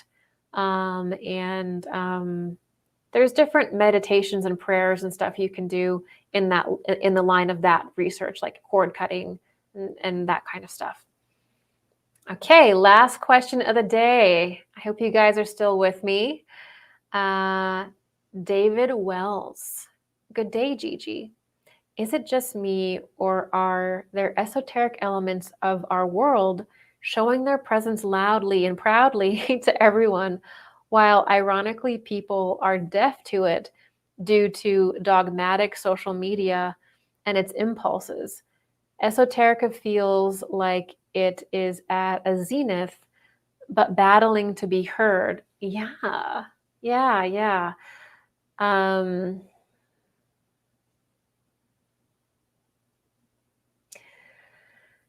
It's interesting because we're in the chaos of awakening. It's like I have never seen people en masse so interested in esoterica. I'm old enough now to remember that if you were publicly talking about spirituality, you were a freak. Okay, you were a weird, even if you like talked about angels, even if you were like, yeah, I see angels and I hear angels or anything like that, you were a weirdo and you would have been ostracized for that socially. People would not have gotten that unless you probably lived in like Sedona or some community where that was accepted. It was definitely not cool. Then around, I would say 2012, beginning there, but really peaking in 2015, 2016, you really saw YouTube begin to explode with different people that were talking about spiritual experiences. They were teaching these different disciplines or just talking about spirituality. The influencer arises. And I think that the spiritual influencer and spirituality began to rise as soon as you could get paid for it. I hate to say that, but honestly, it's really true. So in the first like 7 or 8 years of YouTube, there was no monetization of YouTube videos. So you would just do a YouTube video out of like sheer, like, this is my hobby. Like, you didn't get paid for making a YouTube video. There were no like sponsorships really. Even on Instagram and other platforms, like, it was just putting yourself out there because you liked it. But then when we see YouTube monetizing videos, when you see the era of the influencer arrive, spirituality got gobbled up by that culture. And now we're in this complete chaos of information where the vast majority of people who are making spiritual content are making it because they want to be an influencer. They want to get a sponsor. They want to sell a retreat that they're doing. They want to, not that retreats are bad. I think that some are very good, but also clearly in the spiritual community, we need to admit that there's a lot of things going on that are very culty and that are just for the money. And there is very little spiritual value there. We now start to see spirituality become an absolute industry, a powerful industry, which is weird. And now everybody is selling sessions and selling all this stuff. And we have to wonder, is that person really capable of that? Or is this a money thing? And it's not to say that you shouldn't earn money as a mystic or as a psychic. I mean, or as a spiritual person. If psychics and healers and people in the spiritual community can't earn money, they can't produce anything, which means spirituality goes away. Okay, that's just the reality. So it's not that you can't earn a living. It's that you have to be capable of doing it to begin with, and it has to be fair. So this is what I feel like we're really struggling with. And what we're seeing is the spiritual community being loaded with propaganda, because don't forget that there's different larger influences at play that have an absolute spiritual narrative they would like to bring forward. So this is like the oligarchy or different secret orders, secret people in power. They have very specific spiritual ideologies that they want humanity to have that empowers them. So we're all like immersed in this propaganda that is basically satanic of all different kinds. And people are wading through that because in order for propaganda to be good, there has to be a kernel of truth. And so people are eating these kernels of truth, but most of it is poison. And it's really hard to see. It's hard to watch. And so it's like there's water all around, but not a drop to drink. Because if you Google one topic, you will find 50 different takes on it. And the only thing that's getting you through the spiritual chaos is basically what resonates with you. And if you have anything that needs to be healed within you, you're going to just find the spiritual information that's going to lead you to that healing. You're not going to find what's ultimately true necessarily. You're going to be drawn into the experience that you need to be more clear in order to make better decisions. So we're all also learning discernment. And I think my channel is the biggest example of that, because I went from being a hardcore New Ager to now being someone who I would say is not as much in the New Age. So nobody knows more about that journey than I do. So we're in a really, really, really difficult times in the way of discernment. And the esoteric elements of our world are showing their presence loudly and proudly to everyone who, ironically, people are deaf to it, due to dogmatic social media and its impulses. It is true. Like, you do see, like, certain things will be allowed in the algorithm and then certain things won't be. Like, we do not live in a system of merit. We do not live in a world of merit where the best people possible rise to the top. We live in a world of propaganda and inversion where, more often than not, except in some very rare cases, the people who have shaken the hidden hand rise to the top. And that's unfortunate, but it's just where we are right now. And so support the people who you feel like are doing a good job, and that's really all you can do.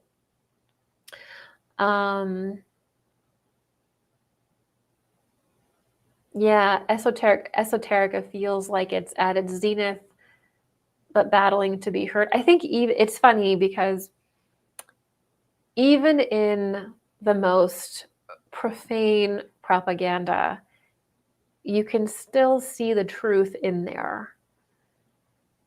And so even when all that stuff is coming forward, because there's that little kernel of truth it's trying to hijack, it can always be redirected back into a more balanced conversation, I would say.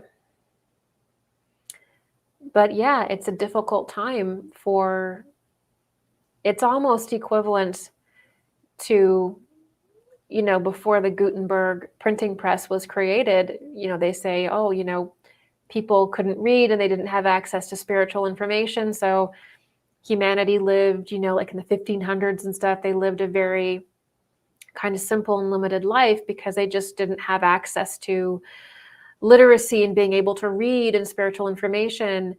And now, to be honest, I kind of feel like we're just in the same situation where instead of being limited and not being able to read, we can all read, but there's so much crap out there and just garbage that it's the same feeling as not having any at all. But the purpose is that we learn discernment. And it's okay to make mistakes. It's okay to get caught up in a weird teaching that you thought was okay at one time and then grow out of it. That's great, actually. That's what you want to do. So that's what I'll say there, because you can't force people. This is the one thing that is so frustrating, but it is the reality is you can't force people to be on the same page as you, to see the truth as you do, or to even feel what you do. You can't do it. Every person has to arrive at the truth by themselves in their own time. And that's where we will leave it today.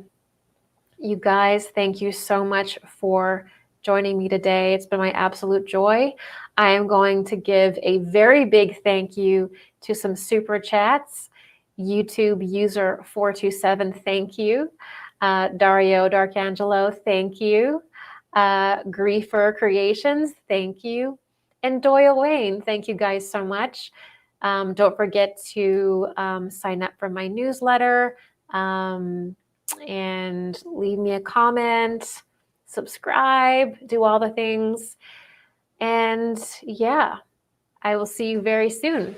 You guys, I'll give you back the rest of your Sunday and see you soon.